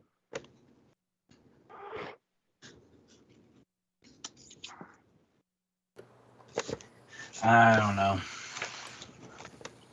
Sorry, guys, my mic died. I'm back. Oh yeah, that was quiet. Yeah. I had a bunch to say too. Screaming I don't know about where I Disney. died out, but I was saying Efron as Puck would be awesome. I'd be okay with that. But I want Alpha Flight as a series. I think. Yeah. Yeah. Okay. So. Yeah. That all made it in. Oh, okay. All right. And then I went and saying like old school start at the original Alpha Flight. Yeah, of course. And then build the story into what it currently is. I'm okay with, but yeah. I don't know where Alpha Flight's at. I haven't checked out Alpha Flight in a long time.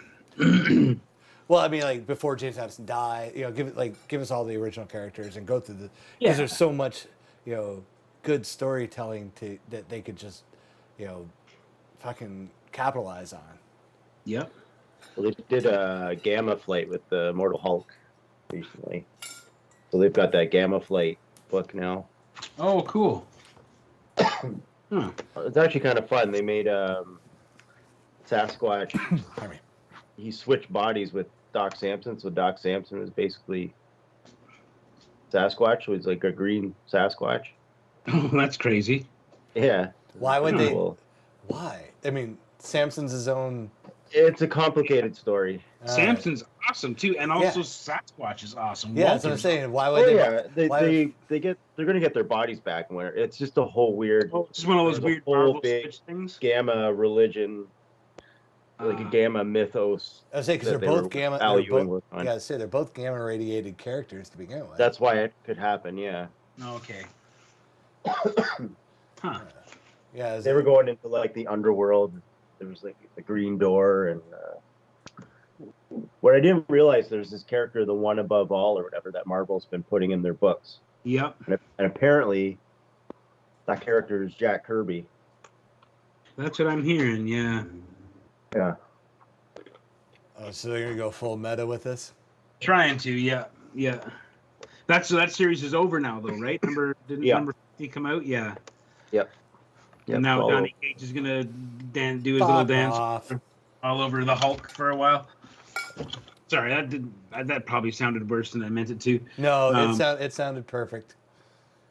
He's gonna, he'll do his thing that he does.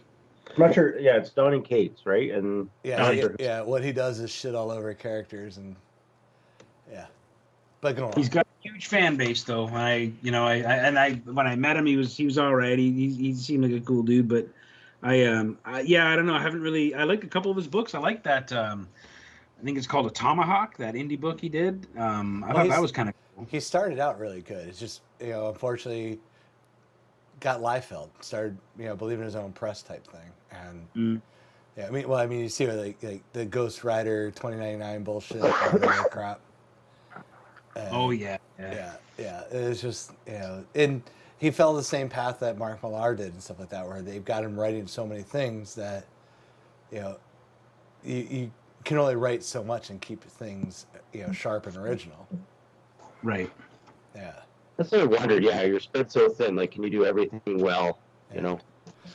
So Ned said it sucks so far. He turned the Hulk into Voltron in issue 1. What the fuck? This is the new one? Yeah, I guess so. Yeah. Turn the Hulk into Voltron. Yeah. Okay, I gotta search for images of that. What the fuck? I don't understand. Well, I mean, it's a fresh idea. It can't be right. But is it? I don't is it believe really? It's an idea, sure. Yeah. I just remember when he showed up on Thor. I was reading, Thor for a very long time, and the whole Jason Aaron run was, I put it up there with anything Simonson did, in the grand old days of Thor, and really, really amazing stuff.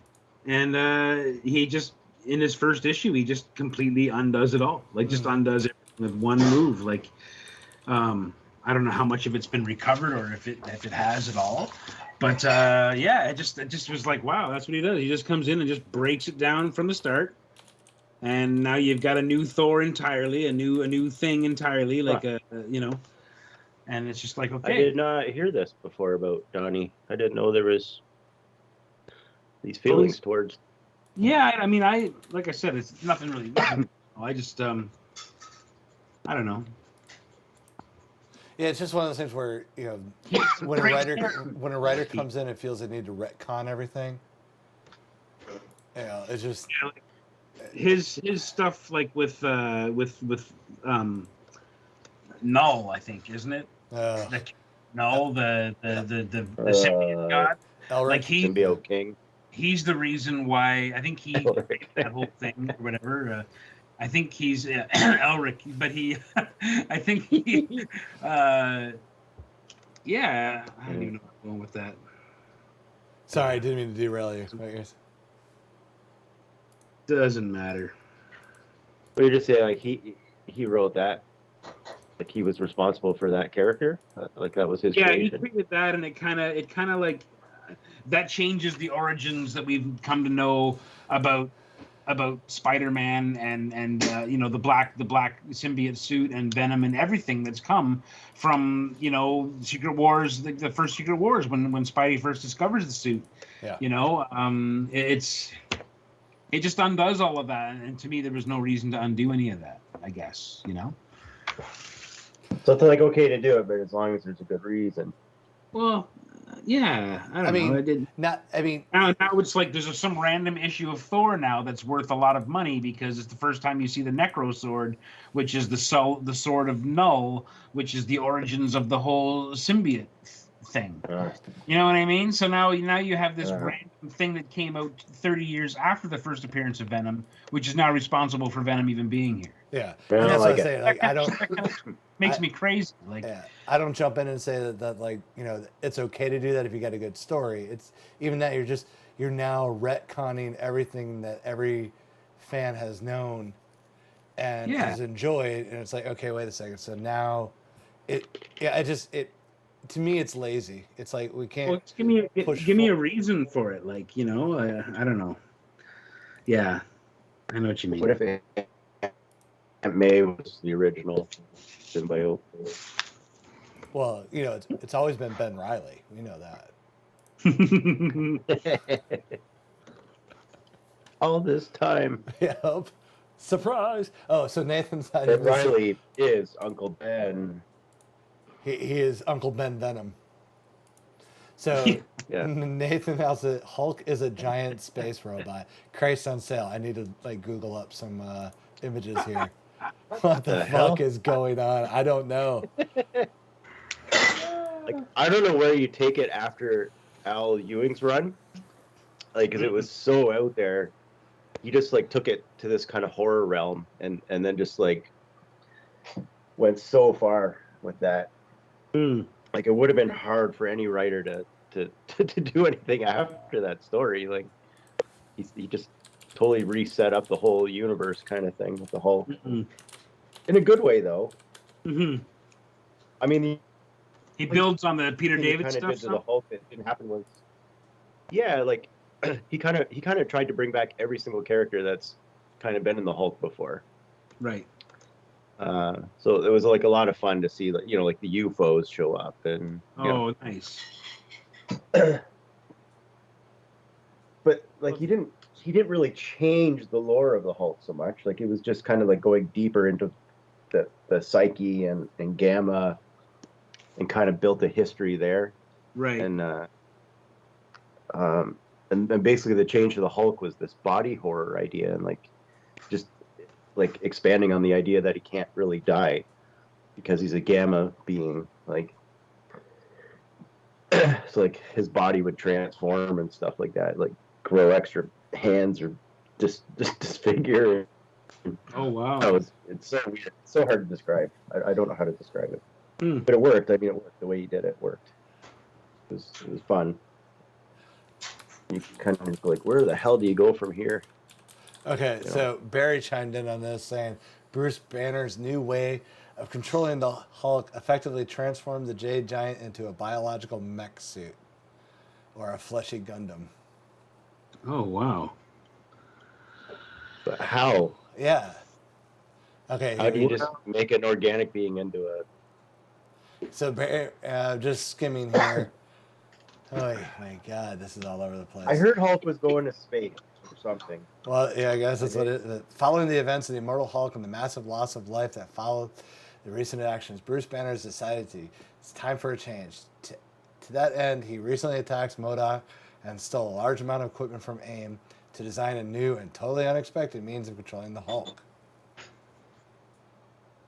Yikes. Huh. Hulk in space. So he'll transfer his rage into this technology, which will then become the Hulk instead of him, and he'll pilot a mech that's essentially the Hulk, I guess. But right? still fleshy. I don't know. A flesh skull of some kind. Yeah. Huh. Doesn't make sense. Sorry. Cool. Well, you know. Neato. I Nifty. just want to see Hulk smash stuff. Yeah. I don't know. I'm good with my Sal Buscema, man. I like my Sal Buscema Hulk, my Herb Trimpe Hulk, my, Hulk just wants to be left alone Hulk. Like Hulk just wants to have a fucking nap Hulk. Like that's that's the best, That's I can relate to that Hulk so much in these days. Yikes. All right, so Hulk, nah. yeah, they just sent. Hang on a second. CBR is complaining that I have ad blockers up. Fuck off, CBR. Ad blockers. Yeah, What? yeah, I put ad blockers up. I don't like because sites like CBR You have to have ads. Well, the sites like CBR and that are just like so gross on the amount of ads they throw at your screen that you can't like scroll through an article without like 8 ads popping up and blocking the flow. Yeah. So I use ad blockers on sites like that, and then they try to block me by going, "Oh, you have to disable your ad blockers in order to read this." I'm like, "No, I don't. Oh. I just need to go through a different website." Boom, gotcha. But yeah, so who sent me this? Was it Barry? Yeah, Barry sent me a link for CBR with it into a Meat Gundam. But basically, remember Deathlock? Mm-hmm. All right, so take Deathlock's look and slap it on the Hulk. Mm. Yeah. Okay. And I guess somehow and then put a bunch of other 90s tech garbage look on him. Mm-hmm. Does he have a big gun? Shoulder pads. He has shoulder pads. He has he has metal latticed shorts of some Can we type. confirm pouches? Do we have pouches? I'm looking. Hulk juice pouch. There's a lot of shading going on here. There could be some pouches, but oh yeah, it's the classic tank top shoulder pads, some type of jetpack maybe on the back, and then Like Space Terminator Hulk, sort of like. I mean, like first look at it, I was like, oh, this is Deathlock, with the purple and the metal and the metal shorts for some reason. Well, they're flexible. Oh yes, You know. that's it. I feel like I'm gonna be upset looking at it. You might be upset by this. Yeah, development. Rob came in with a little thing. Now that Donnie Cates is on board, are you ready for the King in Green? It's gonna happen. Yeah. King and Green. Yeah, and the purple spandex is just for the moisture wicking, of course.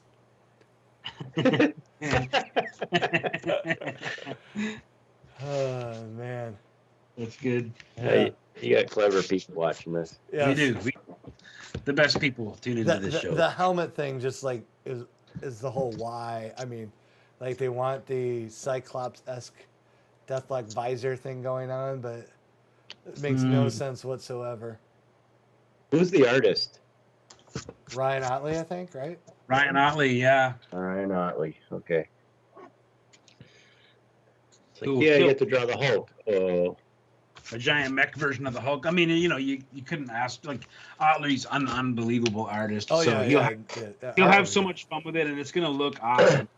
whether you like it or not. It's unavoidable that it's gonna look incredible if he's drawn it. That guy's great. Yeah, it'll just be all over the map shit show. Story wise. Oh yeah, it'll be violent as hell too. Like if they let him, take the gloves off of him and let him get in there and draw some Invincible style violence. Like that'd be amazing. Well, as long as he's destroying, the typical Marvel movie faceless alien robot, whatever, so there's no consequences. Have at it. Yeah. Yeah, the helmet visor. Oh yeah. That was the other thing too. I was going to say, Rob, is very Weapon X, but I know they already made him Weapon W at one point, so I didn't want to reiterate that. But yes, it is Weapon H or whatever. a Weapon H. That's what it was. Yeah. Weapon H. Yeah. Yeah, but yes, it is very Weapon X / Deathlock feel like when you guys see it. Okay. So, now, and Deathlock's a character I wouldn't mind getting a good, rebirth. That was a fun. Oh yeah, I always love that character, man. Yeah. So you're saying it's all monsters. He goes into different dimensions. Yep. So yeah, the violence will be dialed up to 11 because there'll be no consequences. Yeah. Oh. Yeah, that'll be fun. Yep, Yeah, who knows? So, all right, guys, we are after 10 o'clock, so it's totally up to you if you want to keep going or if you want to do the rest offline. I'm almost done. I might wait and color on this maybe later. I mean, I could probably get it colored, but yeah. I don't know. I'm probably good to slide it down just a little bit. Slide it down. Oh, sorry. Yeah. Maybe I keep on hitting the. There you go. Oh, okay, cool, nice. Yeah, it's getting there. Yeah, looks great. Just gonna lay some color in on there. A little bit of color, I think, will be fun, and yeah. I got miles to go yet, but that's looking great, man. Painting, dude, yeah. Yeah. Love it. trying the color should help. Make me actually want to read a Boom book for now. Yeah. Slaughter stuff's good, man. Like all that stuff related to something is killing the children. I'm not just saying that's great because I'm biased. Yeah, it's really good.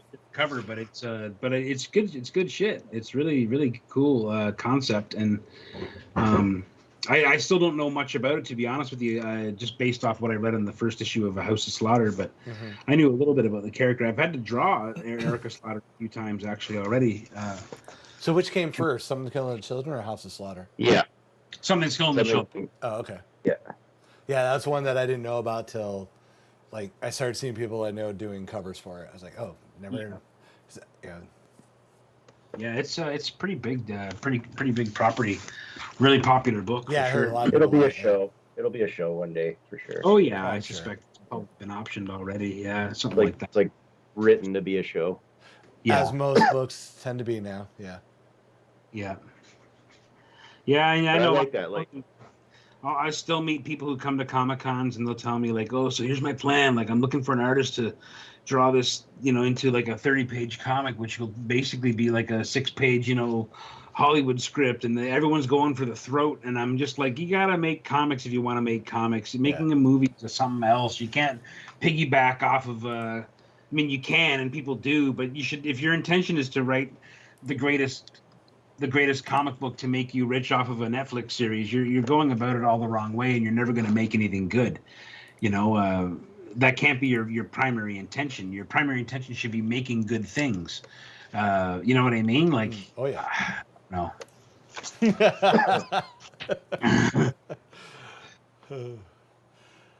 All right then. Well, I guess we can call it a night and let you guys finish these offline. But they look great.